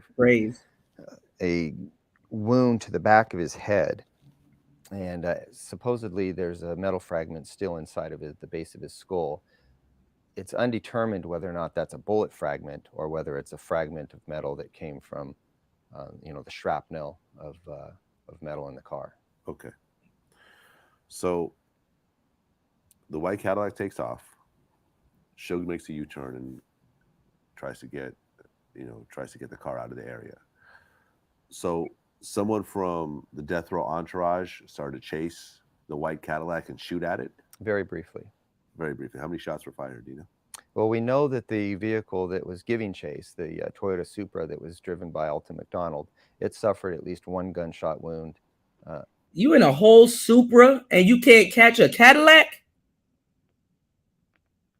Where the hell did a Supra come from? 1 gunshot wound to that vehicle. There was a bullet that went into the door of that car. So we know that Orlando shot at least once behind him and hit Buntry's car. How many shots that Neckbone may have shot downrange, we just don't know. We don't have that information. So Orlando's car shot back and hit the car from Suge's entourage. That's correct. Did anyone get hurt or actually get hit, or just the car? Just the car. Just the car. And then another parked vehicle was also struck. Okay, so it was multiple shots there, basically. So it was just a full-blown shootout at that point. Right. Okay. How far did Suge get before his car stopped? Approximately 1 mile from the initial crime scene to the secondary crime scene. It's about a mile. Okay, and what happened after the mile? His car came to rest. Obviously, there's a law enforcement response to all of this. They get there. They begin to, immediately evaluate the situation. Suge's car is damaged, almost to the point where it's disabled. And the cops begin to try to figure out what had just taken place. They are trying to let Tupac sit there and bleed out. The things under control. They don't know if Suge Knight and the rest of the guys in this group are the suspects, are they victims, are they armed, are they not? So, initially there was some apprehension on behalf of Las Vegas PD, not knowing exactly what they were dealing with. Ultimately, they summoned an ambulance who came and took Suge and Tupac to the hospital. Okay.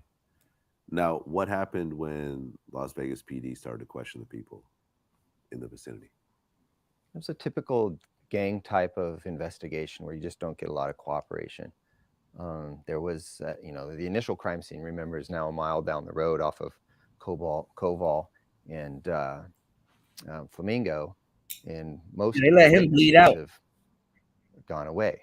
People aren't just sitting around waiting to see if the police are going to come, because it's not like they were directly involved. So the police began to question people, and you just didn't get a lot of cooperation. Yafu Fula and members of the Outlaws, who were in the vehicle behind Suge, along with Tupac's bodyguard Frank Alexander, they give brief descriptions. White car, multiple occupants, white Cadillac, and a guy with a gun, hanging out the window. But that's about the extent of it. No license plate, no positive IDs, and so that was the type of information Las Vegas was dealing with. Now, what did Suge say? Suge didn't initially cooperate. It took quite an effort to get him to come into the station. He was at the hospital that night. He did not cooperate at the hospital when the cops went over there to interview him. Ultimately, after repeated requests to come to the station, he showed up with his attorney, but he was very evasive, didn't provide any valuable information, and just basically says didn't know what happened. Damn. All right. Hold on, y'all.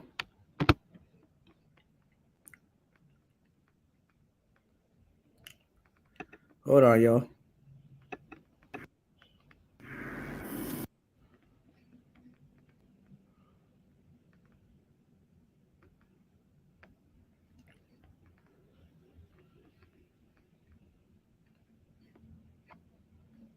Uh-oh.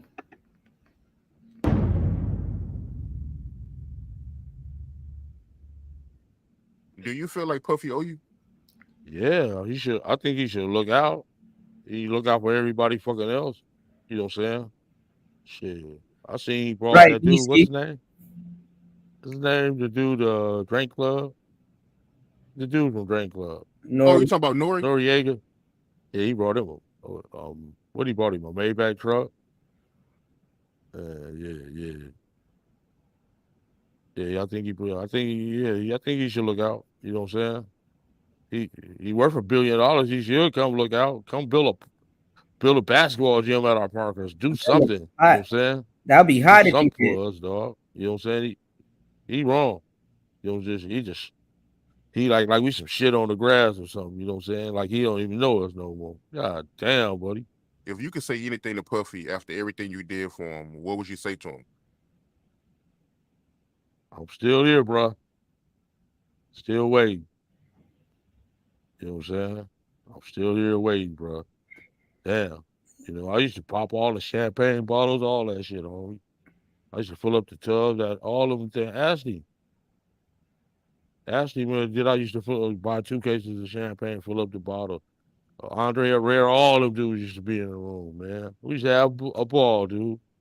He like, man, you need to come to New York. I swear we'll repay you. I've been waiting on that repay for a long time, bro.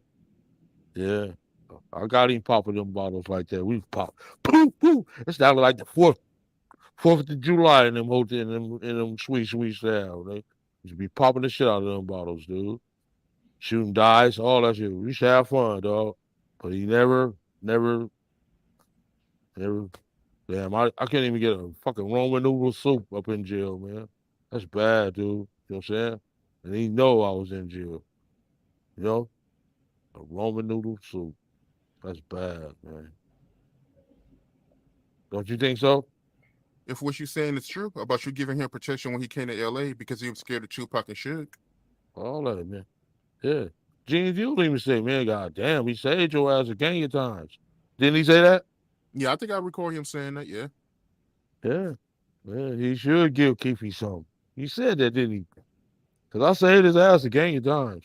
You know what I'm saying? Otherwise, these dudes out here eat your ass up. These some wolves out here, dude. You know LA, this ain't no joke. They will eat your ass alive out of here, dude. You know what I'm saying? Especially if you coming out here faking for sure. Yeah. Speaking of Puffy, right? You saving Puffy. Tell me that story about how you saved Puffy and a guy named D-Mac, if I'm not mistaken. Oh, Puffy and D-Mac? Oh. Yeah, tell me that story. Oh, we break was that down to a T. Oh, okay. We was at this club on Sunset Boulevard called the Roxy. You know what I'm saying? It was me, D-Mac, Puff, and a few of them New York dudes. I think Zip was with us too, and one of my homies. So they was shooting pool. They was shooting some one of these Damu riders. I think he was from the jungles. They was shooting him some pool. And I think they were shooting for like $5,000. So boom. D-Mac beat the dude. You know what I'm saying? D-Mac beat the dude in pool. So he didn't want to pay up. So D-Mac got to talking shit. So that dude did a swoop whoop holler. Swoop whoop. And them dudes came from everywhere. We was in the VIP upstairs too, shooting pool. I don't know how they got by the security or nothing, but shit, they was up there about 30 Damu riders. It just so happened that I knew Grand Pooba and Big Chris and Geek. They're like, oh, that's KVD. Otherwise, we would have been destroyed up in that motherfucker. They would have broke our back. I ain't gonna lie, we'd have lost that one for sure. But I had me a pool stick. I was gonna defend the shit out of myself. Yeah, that's one time he could have lost his fucking life. Gene Deals kind of said it. Gene Deals kind of touched on it and shit. I saved him that day for sure. Lucky them dudes knew me, dude. Otherwise, we would have been destroyed. I had me a pool stick. I was gonna defend the shit out of myself for sure. You know? Yeah. He knowed he was done too. He was done for. They was in there deep. Good thing I knew Grand Pooba. He used to come up to they had a lowrider club called the Damu Riders. And they used to come up to our hydraulic place and get their cars fixed. Compton Hydraulics. Dude, matter of fact, Geek was a young balling motherfucker. Young balling, super balling motherfucker. To be that young. And Grand Pooba saved us. He's like, oh, that's KVD. Like, oh. I was happy as a motherfucker, you know what I'm saying? But I was gonna defend myself. They didn't know to get them pool sticks. I know I had me one. Yeah, but Puffy and them would have been destroyed that day. They was up there, some big old dudes too, boy. Yeah, looked like they was eating steel for lunch. You know what I'm saying? Big old youngsters. Yeah. Damu riders. Yeah, he was scared to death too, boy. I told him too, boy. Yeah. And matter of fact, it was after the Pac thing, you know. Yeah. It was after Pac got killed? Yeah, we was at the Roxy on Sunset. Yeah. And what was Puffy doing, yo, while this was happening? Shit. Money. What the fuck? We were surrounded. That's all I can say. We would have been murdered. You know what I'm saying? They was at least 30 deep up in there, and good thing I knew the dudes. You know what I'm saying? They like, oh, that's KVD. Woo-woo. And we shook it out, and they didn't pay that $5,000 though for sure. They didn't pay D-Mac. You know, D-Mac is the game manager. Matter of fact, he was Puff college roommate at Howard.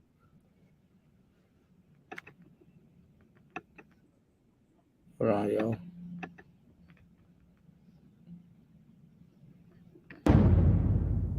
Hold on, yo.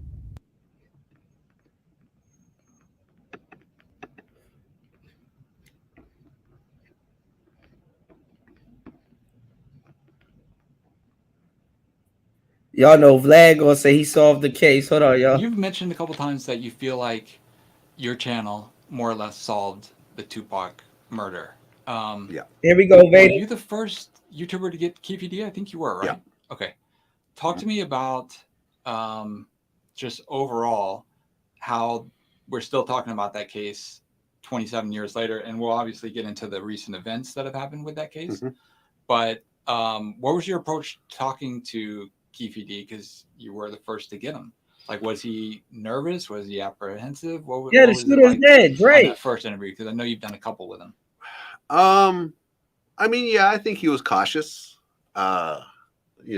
which is understandable. Mhm. I mean, as was I. I think I had 2 securities, that day, both armed. I think I parked my car down the street and stuff like that. I mean, listen, I don't know who Keefe is. We had a couple phone conversations, but I don't know this guy's actual mind frame at the time. But I do know his history, and he has a violent past. Yeah. So I wasn't taking any chances. But at the end of the day, he wrote a book. So my interview had an outline and a blueprint of the book that he wrote. So if you watch the interview, whenever he didn't want to answer a question, I'm like, well, but the book said that you said X, Y, and Z. So if you don't want to talk about it, you shouldn't have written about it, is the way I look at it. So yeah, I mean, it was an interesting interview. I felt that it got rid of all the conspiracy theories around it, because if you notice, not only did I do the interview, but it was cross-referencing a lot of other interviews that I did, from Edie of the Outlaws to Napoleon to the First Responder to Greg Kading to all these other people. So it's like some of the things didn't fully line up, but most of the important stuff did. So that's why I say I kind of solved it, because like here is like, if you watch this from beginning to end, you'd be hard pressed to say that the government killed Tupac, or that Suge Knight had him assassinated while sitting in the car and getting grazed himself, or that Tupac's still alive and he's out in Cuba somewhere. It was a very clear chain of events that, these chain of events are happening in neighborhoods across the world right now as we speak. Someone got beat up earlier this afternoon, maybe got something stolen from them, and We someone talked else is about going that, to come Kev. back and get revenge over that humiliating beatdown. And so that person is likely to have a gun, and the person who caused it is going to end up dead by the end of the day. That's happening right now somewhere in the world. So it shouldn't be so shocking that this happened just because it happened to be Tupac. It's some shit that happens in certain types of communities. We're really just not even certain type of communities. Really, was just people in general. People get mad, people have their feelings hurt, and people want to retaliate. I'm sure we've all had fights that we lost at one point, and I'm sure there's always a thought of, let me go get a gun and shoot this person. Some people actually do it, especially if they have a history of doing it. And Orlando had a history of doing it. He was under investigation for multiple murders at the time. So it's like, the puzzle pieces are all fitting together. So it is what it is. Yeah. What do you think about these conspiracy people that say, cops killed Tupac, or Reggie set up Tupac to be killed so he could take over the label, and just crackpot things? Where's the proof behind it? I mean, I've presented my roadmap to it, right? Mm-hmm. Now, in terms of who the shooter is in the car, I'm not totally sure about. Yeah, I understand that Orlando Right, is being Raven. blamed as the shooter, Mhm. but Could be Dre. Yeah. could be Dre. It could be the other guy. It could be Keefe. I don't know. Yeah. I don't know. The only person that could, there's only one living person that's in that car, that was in that car right now. So he's not going to say that he did it. Yeah. So Orlando was the obvious one, because Orlando's the one that got jumped. But, that part I'm not 100% sure on. It was probably Orlando, but it could have been someone else. Yeah. But if you say the police did it, okay, show me the proof that the police did it. Yeah. Show me the roadmap leading up to the police doing it. Show me the roadmap of Reggie setting up this hit. I've yet to hear it. Yeah. You know what I'm saying? And a lot of times that's the whole thing with conspiracy theories is that, like, oh, it wasn't this, it was really this shadowy group of people. It's like, okay, well, show me the proof of the shadowy group. And it's like, well, no, but I just know this is bullshit, because this one little piece right here doesn't, like the Tory Lane situation. Like, oh, Tory didn't shoot her. Well, who shot her? It doesn't matter, but I know that he's innocent. Yeah. Because Megan's a liar. Okay, so who shot her? Right? Yeah. Did Kelsey shoot her? Well, that doesn't really make a lot of sense. But did she shoot herself? Actually, it does make a lot of sense. And this is the problem, y'all. Like, for example, Blueface got like what, 24 to 60 months. He's not going to see jail time. And the guy claimed that he got shot in the hand when he only got grazed in the hand. Suge got grazed in the head. Megan didn't get shot, but she got grazed in the foot. So they even using getting grazed as almost like attempted murder, which is crazy. But let's go. Self to the driver shooter. Like there's no roadmap to these other theories. It's just that a person will not like something about the story and say it's a conspiracy theory without offering a fully vetted alternative. So that's how I look at it. So yeah. Oh my God, why is this thing doing this? Hold on, y'all.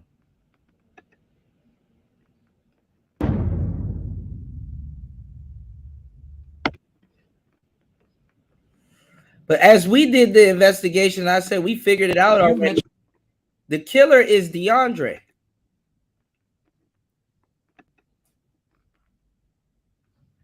We solved this the other day before the blogs got it.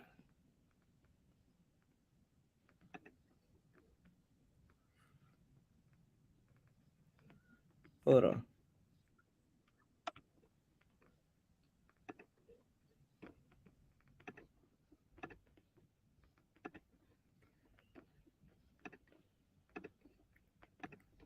Have gone by, and I'm just so glad. Y'all support tonight's show. You can support tonight's show at $PTV 888. That is $PTV 888. 2 hours and 38 minutes into tonight's show. Y'all support the show. Show the channel some love. Let's go. It's player talk. Don't hit the like button. Let's go. To see that someone is finally being held accountable for the murder of Tupac. So I'm just stoked. A man in custody accused of ordering the murder of rapper Tupac Shakur 27 years ago. Dwayne Davis was the leader and shot caller of the Southside Compton Crips. Police say Dwayne Keefe D. Davis ordered the hit on Tupac Shakur. So who is Keefe D? We look at 6 things you need to know about the man accused of ordering the murder of Tupac. Welcome to Law and Crime Sidebar Podcast. I'm Anjanette Levy. He didn't order the murder. Ordering the murder of... He did not order the murder. What the fuck? Tupac. Welcome to Law and Crime Sidebar Podcast. I'm Anjanette Levy. Tupac Shakur's family and his fans have been waiting 27 years for someone to be held accountable in Tupac's murder. That day is now here. Dwayne Davis, whose street name is Keefe D, faces a charge of open murder with a deadly weapon and a gang enhancement in Tupac's murder on September 7th, 1996. Keefe D is a member of the Southside Compton Crips. Some people say he's actually a gang leader. Suge Knight and Tupac Shakur were affiliated with the Bloods. Tupac Shakur was a artist who was signed with Death Row Records. And that Death Row Records and its CEO, Marion Suge Knight, were closely affiliated with the Mob Piru criminal street gangs, and that they had an ongoing feud with the Southside Compton Crips. Dwayne Davis was the leader and shot caller of the Southside Compton Crips. On September 7th, Keefe D, his nephew Orlando Baby Lane Anderson. So look where everybody's seated in the car. The shooter is clearly who the shooter is. DeAndre.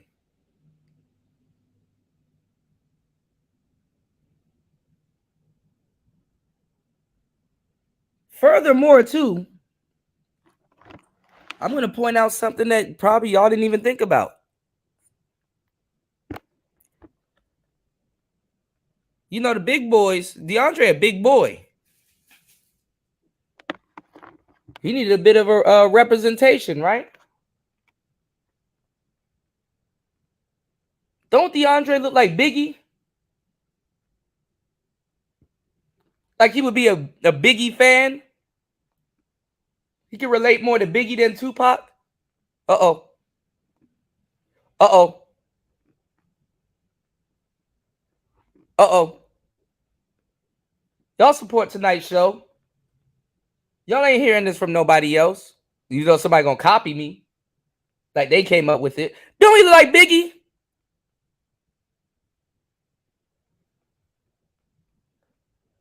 He probably felt like Biggie shooting Tupac. Y'all don't hear me though. Terrence Brown and DeAndre Smith were all in Las Vegas. So were Tupac Shakur and Suge Knight. The group encountered one another at the MGM Grand during the Mike Tyson fight. Shit making Tupac sense jumped now, huh? Orlando Anderson over an old beef. Stop Then he, Suge pinpointing. Knight, and their entourage left the casino for a party elsewhere. That's when the plan to kill Tupac took shape, according to Las Vegas Metro Police. Dwayne Davis began to devise a plan to obtain a firearm and retaliate against Suge Knight and Mr. Shakur for what occurred inside the hotel against Mr. Anderson. After Davis obtained a gun, he entered into a white Cadillac along with Terrence Brown, DeAndre Smith, and Orlando Anderson. Based on our investigation, this is where we know they were seated. Introducing the next generation of pepper spray. Meet Palm. Palm's patented. Chris Carroll. He held Tupac in his arms and asked him who shot him. So I was asking him, what happened? Who shot you?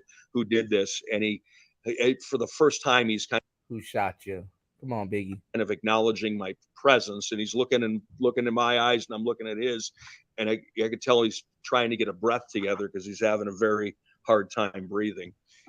So that means, I ain't gonna lie, that means Biggie knew. Damn.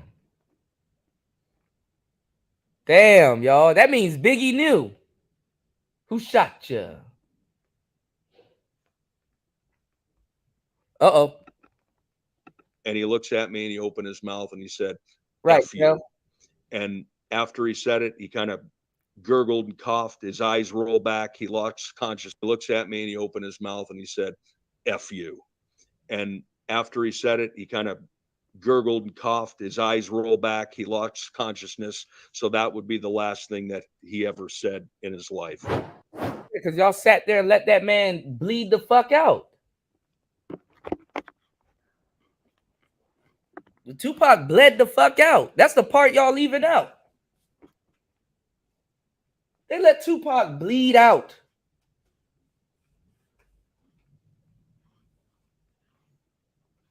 Tupac Shakur died days later after being taken off life support.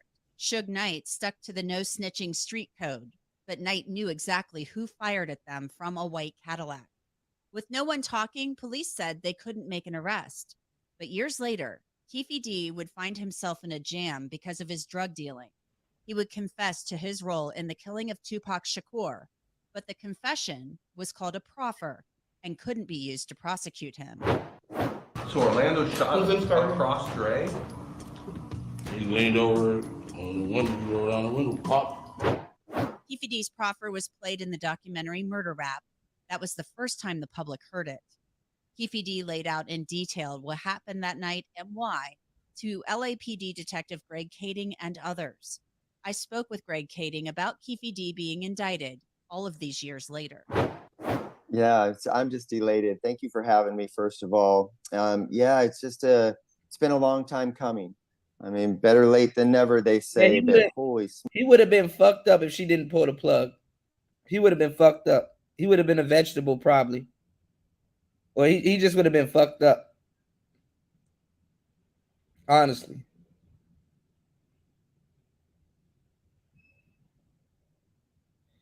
So Smokes, it's 27 years have gone by, and I'm just so glad to see that someone is finally being held accountable for the murder of Tupac. So I'm just stoked.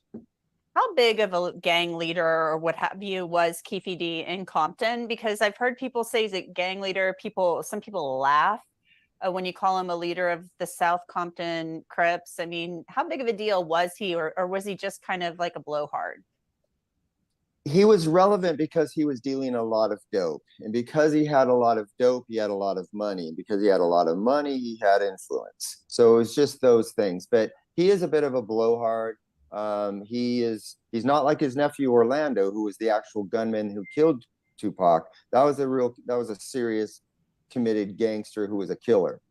Keefe D is a little bit more of a figurehead, so to speak. And he's definitely a legend in his own mind, but all things considered, he's not who.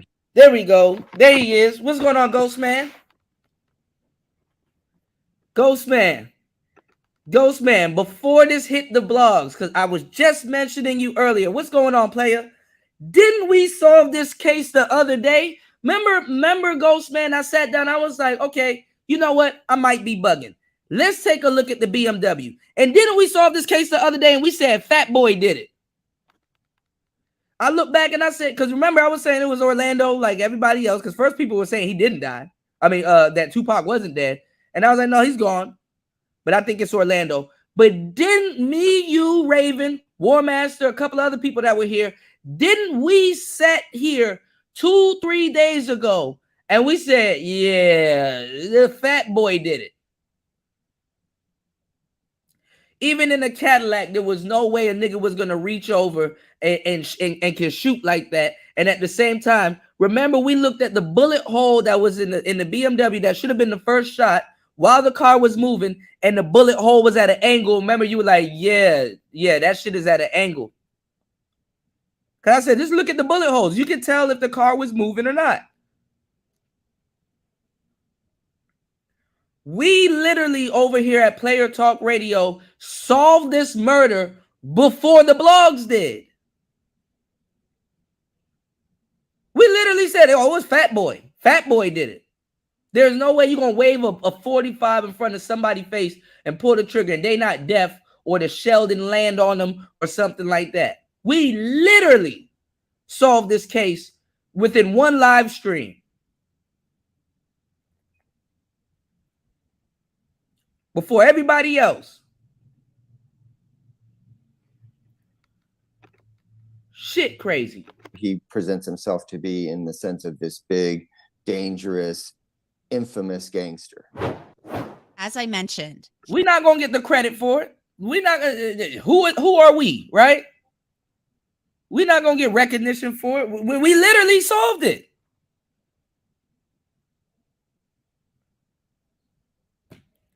Everybody still, oh, it's Orlando, it's Orlando, it's Orlando. Even I thought it was Orlando for how many years?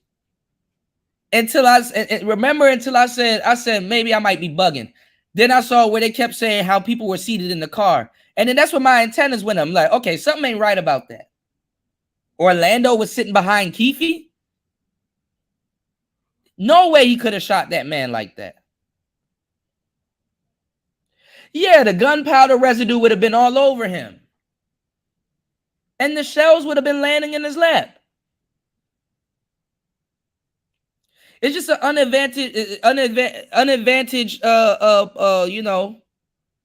Now, I didn't know the car, there was a car that was following them. They said a Supra was following them. And somebody shot back. Maybe he handed the gun to Orlando and Orlando shot back at the Supra because his fat ass can't turn around and shoot back. See, I be knowing what I'm talking about, y'all. Don't support tonight's show. Don't sleep on me, man. All right, let's get it. Let's finish this up. Let's wrap this up. Let's put a bow on it. Keefe D told Greg Kading the entire story about what happened the night Tupac was murdered in the proffer that could not be used in court. From the fight at the MGM Grand to the shooting of Tupac and Suge Knight in the black BMW. Kading said it was frustrating to see someone confess to murder, but unable to take the case to court. There's, you know, you've heard the phrase before. It's not what you know, it's what you can prove. And we couldn't use his self-incriminating confession back in 2009, but because of that, he had this false perception that he had immunity. And so he began to go out and boast publicly about his role in the murder, and that's not protected. That can all be used against him. So in essence, he talked himself right into jail. And so to see his confession being brought to light, his involvement being brought to light, and then his arrest and pending prosecution being pending, that it's just, I'm so glad to see history finally getting set straight. This is not an unsolved murder. It has just been an unprosecuted murder. Orlando Anderson was killed in 1998. The other passengers in that vehicle are also dead. This all begs the question, if police have had a confession that couldn't be used in court for all of these years, how can Keefe D now be prosecuted? The answer is quite simple, according to law enforcement. Who shot Tupac? I keep it for the code of the streets. It just came from the backseat, bro. Keefe D did a lot of talking about that night after his release from prison on drug Yeah, but charges. Keefe D, did he not? Mr. Davis's own words reinvigorated our case You are in degenerate. 2018. Had he not confessed to Degenerate. us, and then we made that You confession was public. here too. Degenerate was here too. Didn't we solve this case the other night when I was showing y'all the bullet holes in the BMW? And we were like, oh yeah, the fat man did it. The fat man did it. And he probably felt like Biggie when he did it too. Because he can relate more to Biggie than Tupac. Biggie. Biggie. Biggie. We solved this case like 2-3 days ago. Published the book and the documentary came out. And so we basically exposed it all as to what took place in the investigation and what his involvement was in Biggie's murder. But if you understand the ego of Keefe D, he resented that somebody else was telling the story other than him. And so that whole thing prompted him to then go out and publicly boast about his involvement. So yeah, one thing kind of led to another, but that foundation of the original confession, everything in motion. Last July, Las Vegas Metro Police executed a search warrant at Keefe D's home in Henderson, Nevada. Face the house, slowly walk back towards the sound of my voice. You're doing good. Appreciate your cooperation. Word started to spread that a grand jury had been impaneled to investigate Tupac Shakur's murder. But as the weeks passed, hope started to fade that anything would come of it. I literally texted my old partner this morning before I'd heard anything prior to any of this breaking news about the arrest. And I literally texted my old partner, Darren Dupree, this morning and said, what in the hell is taking so long? And the next text I get is actually from Mike Dorsey going, hey, they just arrested him. So wow. It was just, there did seem to be a real delay there.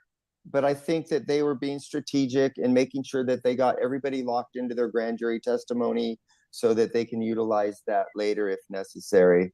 So hopefully they've got all their I's dotted and T's crossed and they're ready to go and see where this heads next. Keefe D also wrote about the night of Tupac Shakur's murder in his self-published book, Compton Street Legend. Keefe D wrote in the book that he tossed the Glock in the back seat and made eye contact with Suge Knight.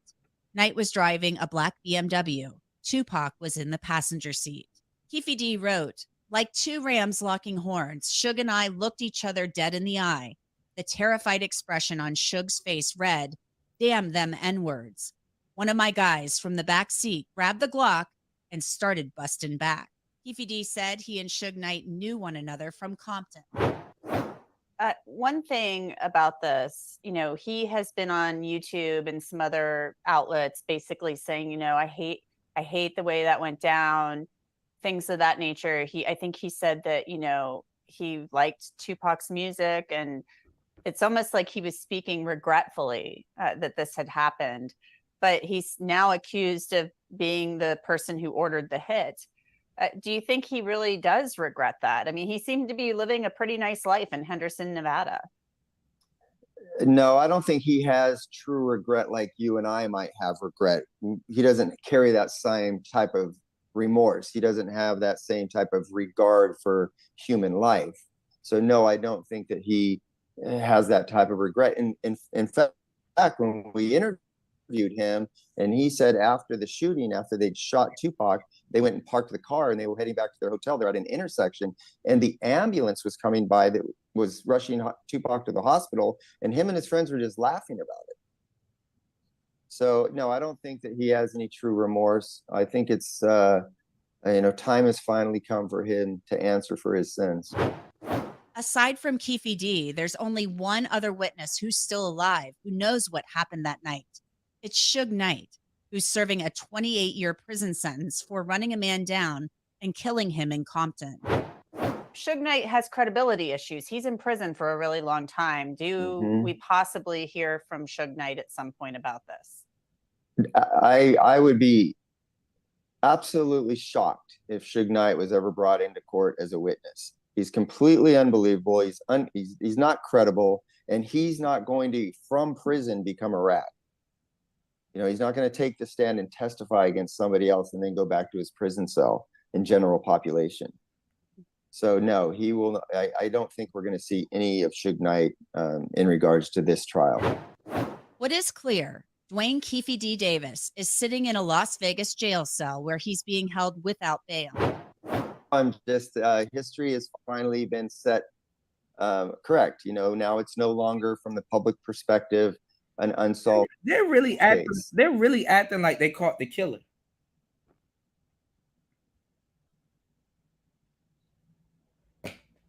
I mean, I know a lot of clout and all this other shit gonna come with it, but they really acting like they caught the killer. The killer's gone.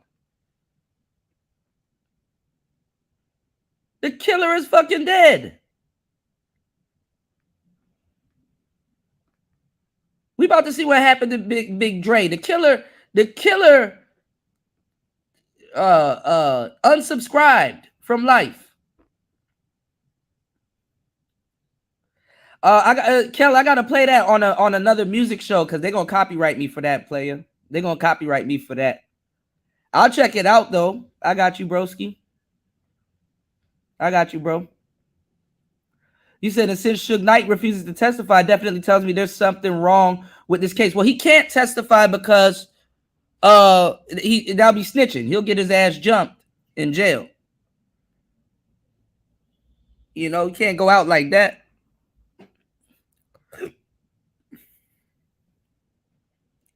And then think about it. It makes no sense for Suge to tell at this point because bruh, if you have two eyes, you can see whose fat ass did it.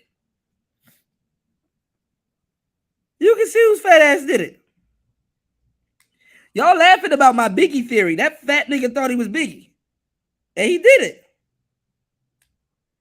I said it on the last show. I said, bruh,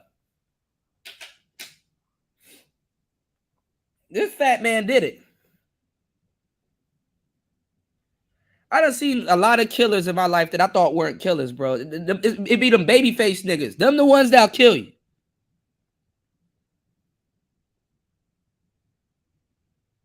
Them niggas be in beef and shit like that and maintain a baby face still.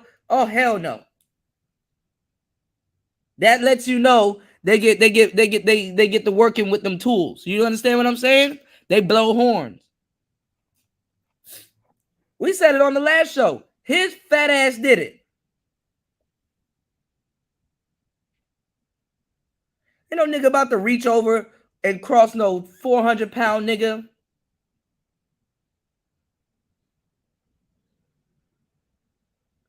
Yeah, that's what they said. A fat ass arm reached out the window. A fat, dark-skinned arm. Biggie, his fat ass did it. As soon as I saw where they said Orlando was sitting, I said he didn't do it. Damn.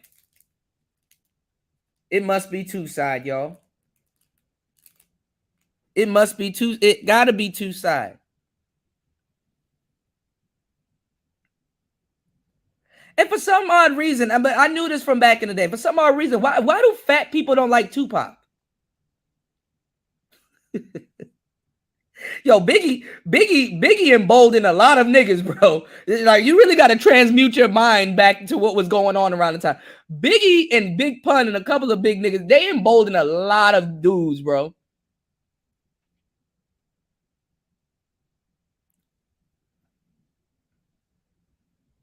That's what I was saying. Orlando couldn't fire it. His eye was probably swollen, all kinds of shit going on.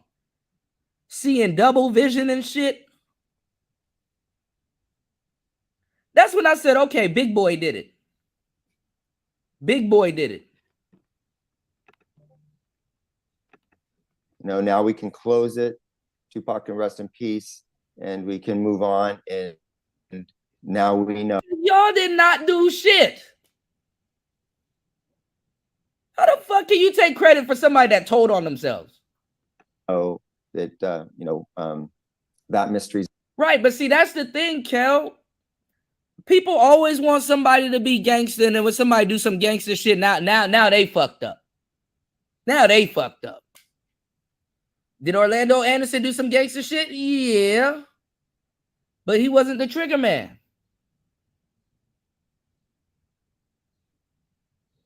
He wasn't the trigger man. He's been solved. Dwayne Davis will appear in court Wednesday morning in Las Vegas for an arraignment.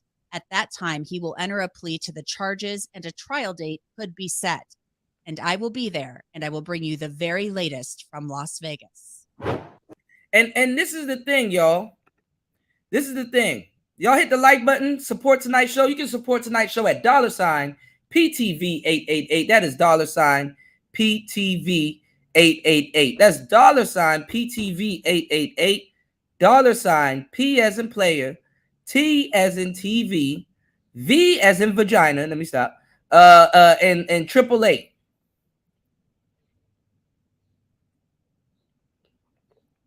$3 hours and 3 minutes into tonight's show.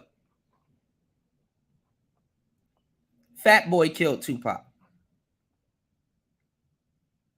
I didn't even know his big ass was in the car. I didn't know who the hell that was. I was like, who the fuck is this sitting on the passenger? Oh, he the killer.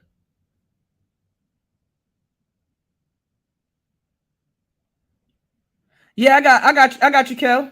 I saved your comment. I got you. He the Fat Boy is the killer. Y'all gotta understand, Tupac's death messed me up as a kid. You know, remember in the video Smile, and they showed the BMW and the 2 bullet holes in the BMW, Scarface's eyeballs appeared. Hold on, let me show y'all something. Not trying to get copyrighted, but I'm pretty sure that video probably got me in. But that video with the music playing in the background. Hold on. That's what made me really look at Scarface like a damn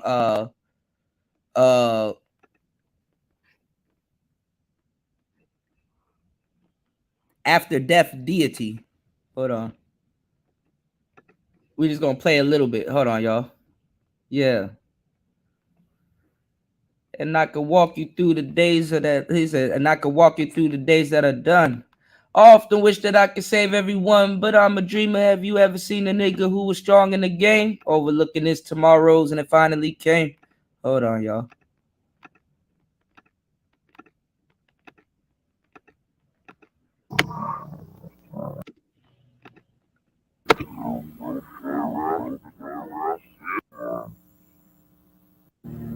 I used to look at this shit. Used to scare the shit out of me on the way getting home from school and watching Rap City. Hold on, y'all.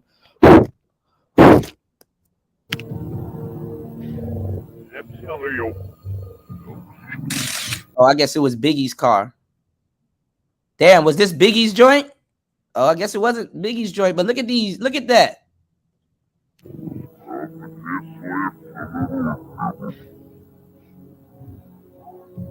I think this was after Biggie died, too. It's going to be some stuff you're going to see. Look at that shit.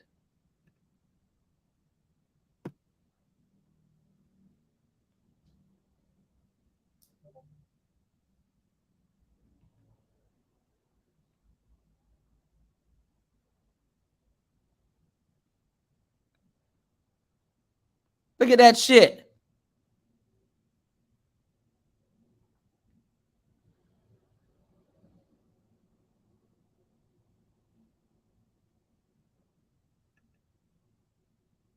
Haunted the shit out of me.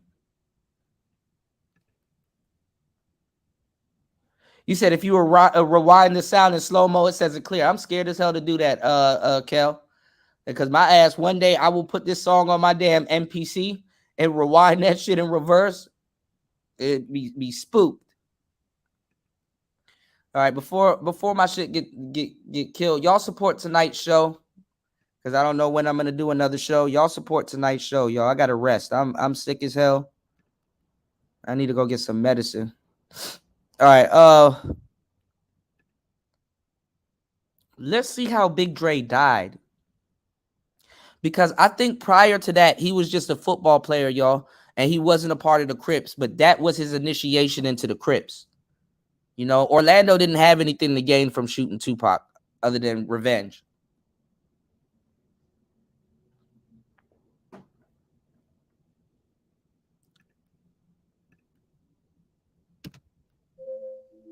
Welcome to Cali Gangsters. In this video, I'll be talking about the story of Big Dre, aka Freaky from Southside Compton Crips. I advise you watch the whole. Okay, now you know this nigga was the killer. Freaky Shooter right here. Remember I told y'all Freaky Shooter? Freaky Shooter. This nigga's nickname was Freaky. Don't he look like a Biggie fan?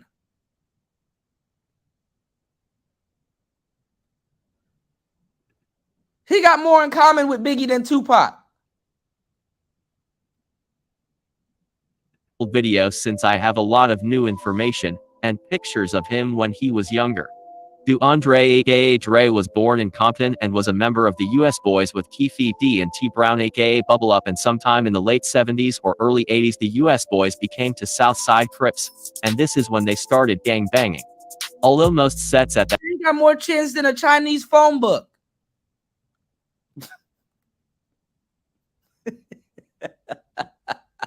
at time were hustling on the street and selling drugs, Keefe D, Dre, and Bubble Up were all selling early on and became some of the biggest and richest dealers in Compton, eventually working for one of Pablo Escobar's men.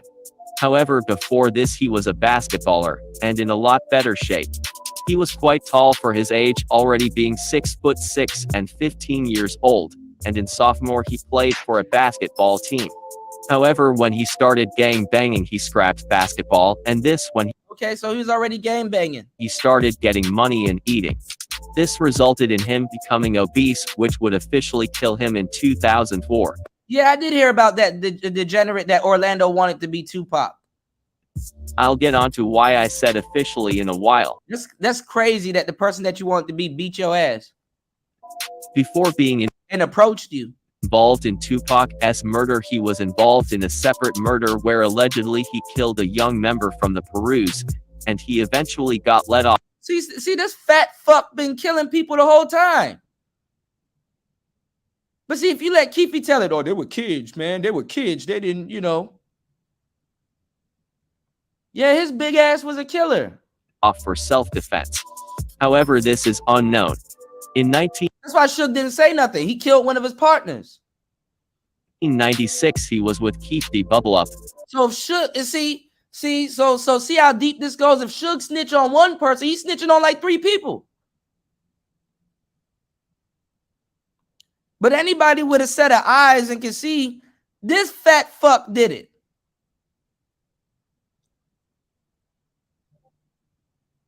Man, I was mad as hell when I found out 2, 3, 4 days ago when I was doing this story. I'm like, wait, hold on.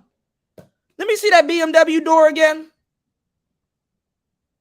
Because the bullets in the door will tell you where the shots came from.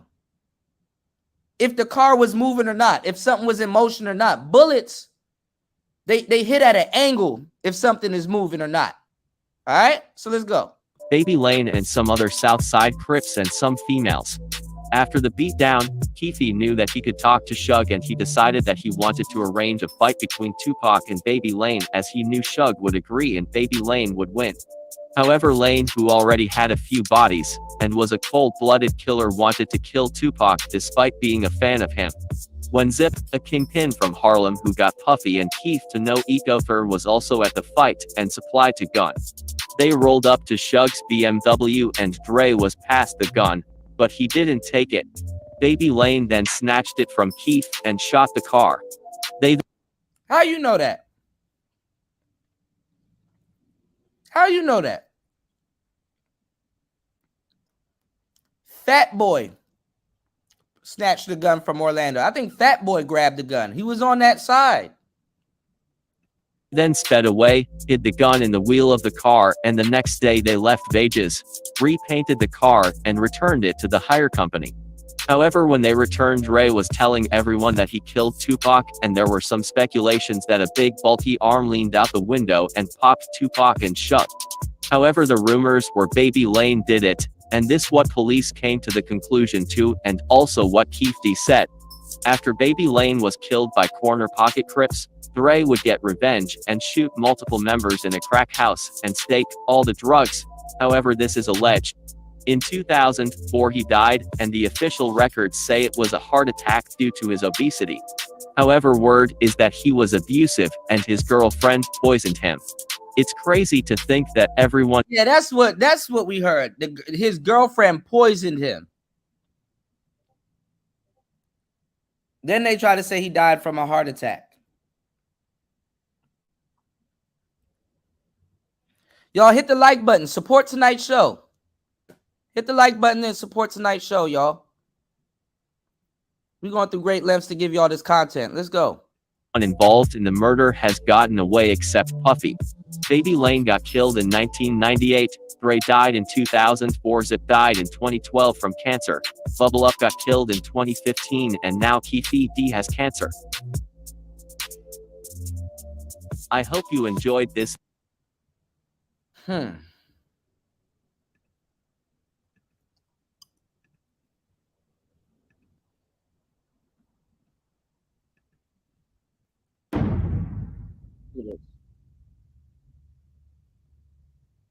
Keefy D, right? I did an interview with Keefy D, and I never spoke to you about this, so I want to ask you about it. When I did the interview with Keefy D, right, he said that after he got back from LA, after, you know, shooting Tupac in Vegas or whatever, he said that he was with Von Zip in LA. They was at a wing spot. And he said that Von Zip, he got a call from Puffy asking him, what's that dumb? Do you know anything about that? I don't really know it to be true, but I could see Puff calling Zip and asking, did he know who did the shooting, or did he know anything about it? Because we got a phone call that night telling us about that Keefy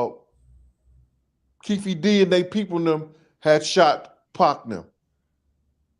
Tell me about that phone call. I think I said something to you before about it. When Lil Daddy called the block, called my man Slick, and he had him on speakerphone, and he said, yo, man, when I come back in, I'm going to tell y'all what happened, man. You know, them got them. You understand? He said that they saw them, and they was like they saw them on, they were going, just say they going west, and them is going north or south or whatever like that. And they saw them, so they told Daddy and Zip and them, yo, we'll see y'all later back at the hotel. I'm going to go talk to these. And they zipped around and came around and did a U-turn and got alongside of Pac and Suge and them and started talking to him. And that's when Pac appeared to be reaching to one of the guns that Suge had back in the drop box. And that's when Dre lit his ass up. When you say Dre, right, it's hard for me to keep going on with the interview when you say Dre is the one that lit up Tupac, because everybody believe Orlando is the one that shot Tupac. So you really do believe that Big Dre is the one that was behind shooting Tupac in Vegas? Man, I believe it was Big Dre who did it, because the dude, you got to go by who said what right after the incident. They said a big black arm came out the window. You got to go and see what Keefy D first said to the people, bro. Keefy D said he handed Dre the gun, and Dre said, nah, man. You understand what I'm saying? Because Dre was alive then. Dre was alive. Everybody was alive then when Keefy D gave that statement. Everybody was alive except Orlando. So he had to put it on Orlando. Because you put all the on a dead man. Because there's no way Keefy D being the boss that he was back then, that you're going to give a gunman or somebody who's supposed to be a gunman a gun and he going to tell you no. And he's still going to get in the car with y'all? Motherfucker, you better get on the bus. There's no way you going to ride with us. And then you got to realize Keefy D also made a statement that Pac seemed like he was reaching for a gun and he turned to the right. So if he turns to the right, he's facing the door, ducking. How do you know who shot the gun? Unless they told him afterwards. Right? Dre ain't gonna say he shot it, because now Dre is a murderer.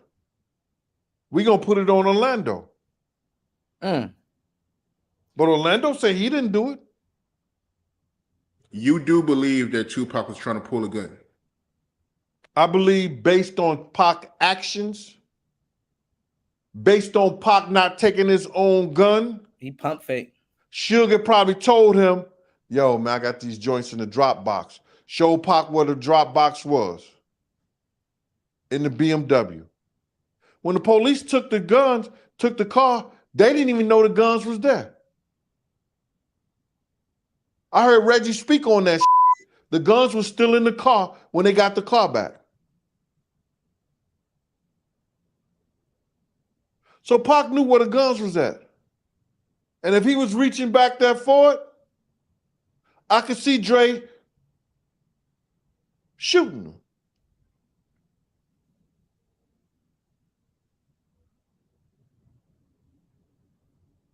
Damn.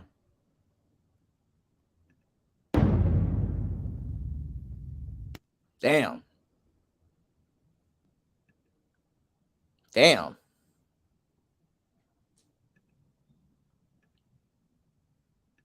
Damn.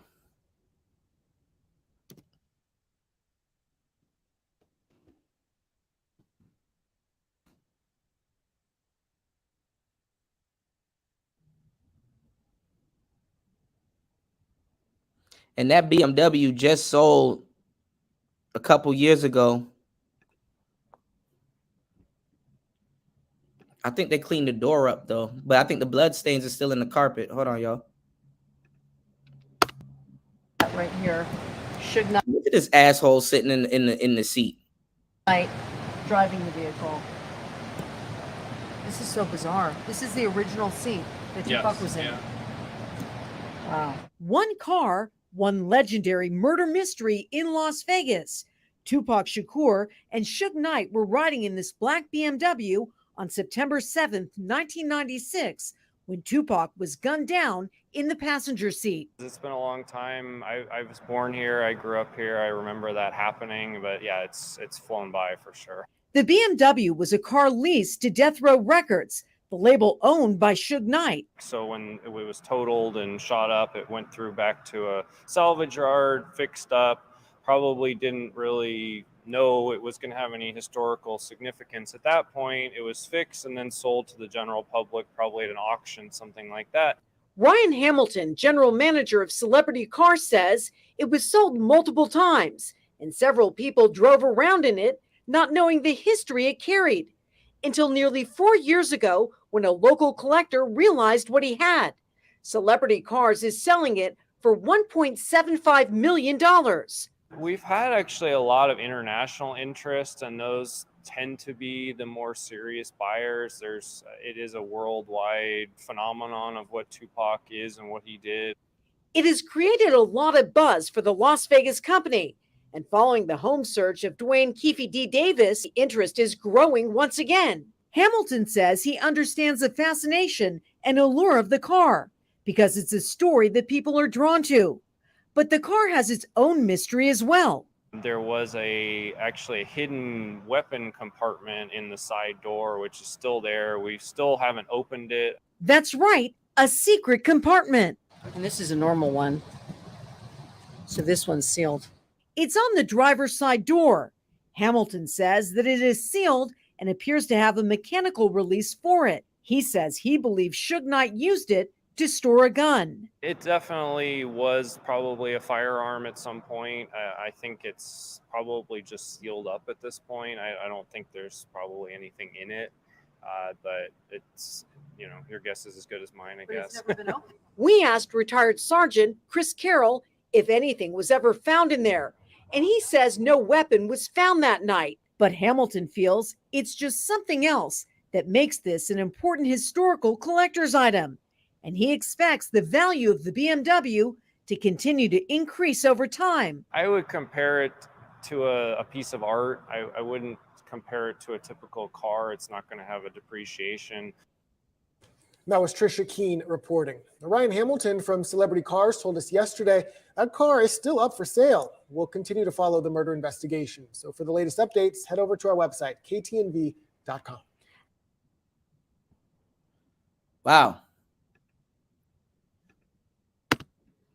Well, all right, y'all. You know what? Hold on. YouTube be tripping. Hold on, y'all. We're gonna get back into the we're gonna get into the divestment piece a little bit later. I'm gonna do another separate show. 3 hours and almost 3 hours and a half into today's show, and it's under supported. So look, we'll be back in the next couple of hours. And we're gonna get into the divestment piece because a lot of stuff is going on. I forgot the other lady's name, but there's a high profile breakup going on right now too. I think it's a divorce. Tamar Braxton is separated from her not even separated. I guess he said fuck it. I mean, you know, she done broke up with her what the hell? I am getting hit up, y'all. She done broke up with her man. You know, she done broke up with her man. You know, Tamar Braxton done broke up with her man. You know, her white man done said, look, fuck it. You know what I'm saying? I'm tired of this shit. And basically, basically dumped her like a bad habit. And listen, man, all of these interracial couples are going through it. You know, Jeezy done broke up with Jenny Mai. Iman Shumpert and Tiana Taylor done split. Shit. Another lady done lost her white man. I forgot the sister's name and him. But it's just a lot of stuff to cover. So it's a lot of moving parts. So the divestment chicks have been taking the L this whole summer. And, you know, it's crazy, man. But we're gonna talk about it. I mean, because one thing our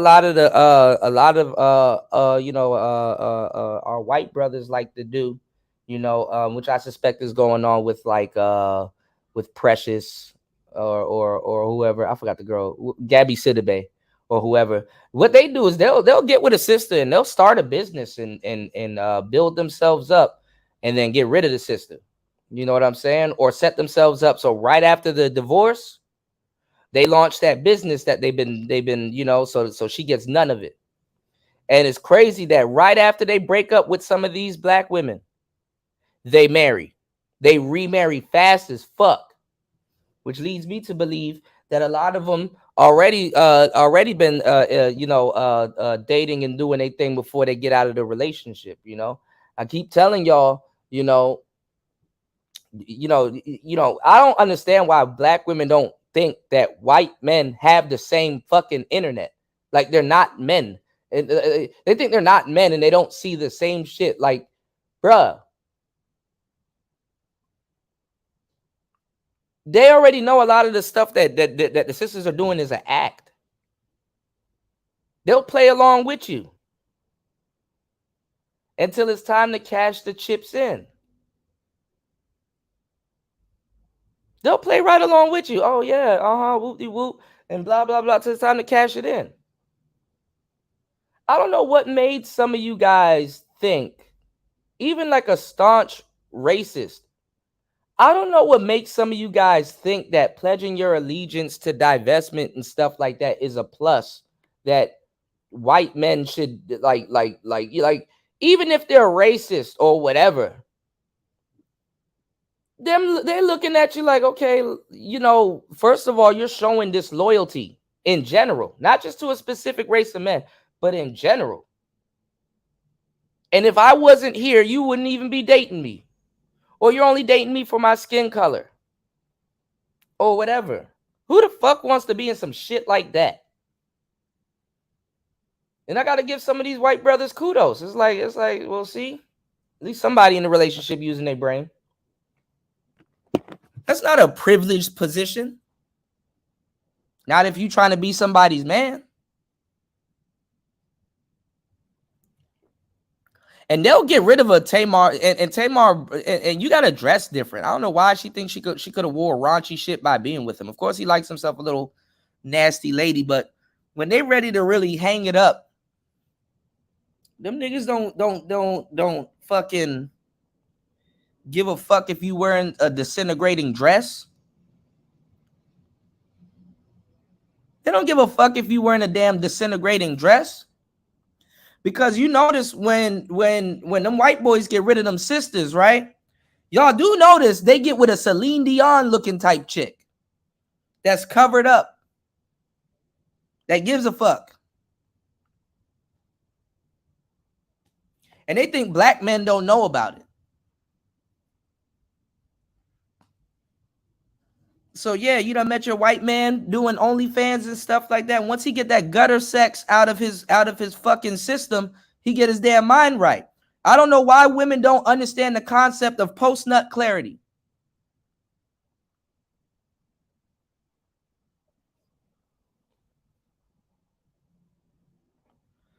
We're gonna have a really lit show. Y'all gonna learn today.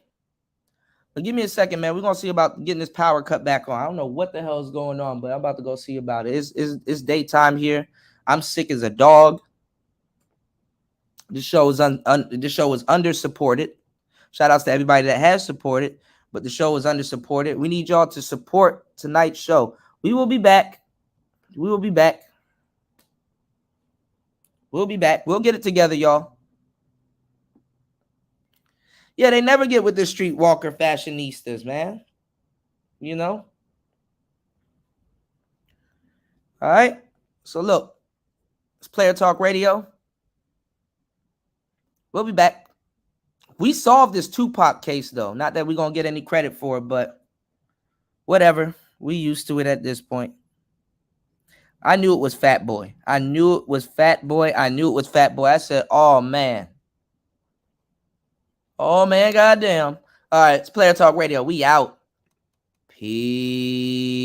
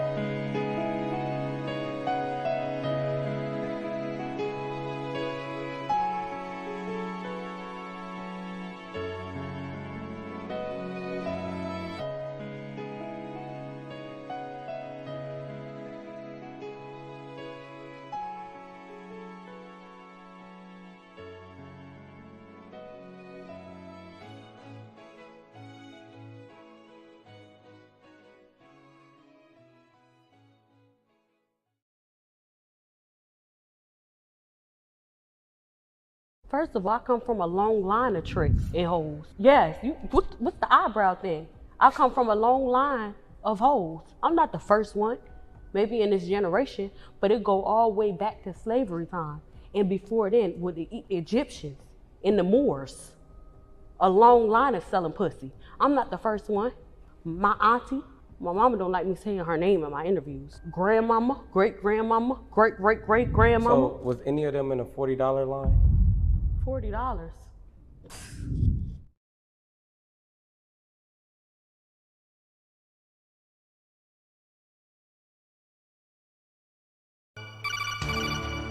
Looks like that's the end of the video. If you learned something new, be sure to hit that like button.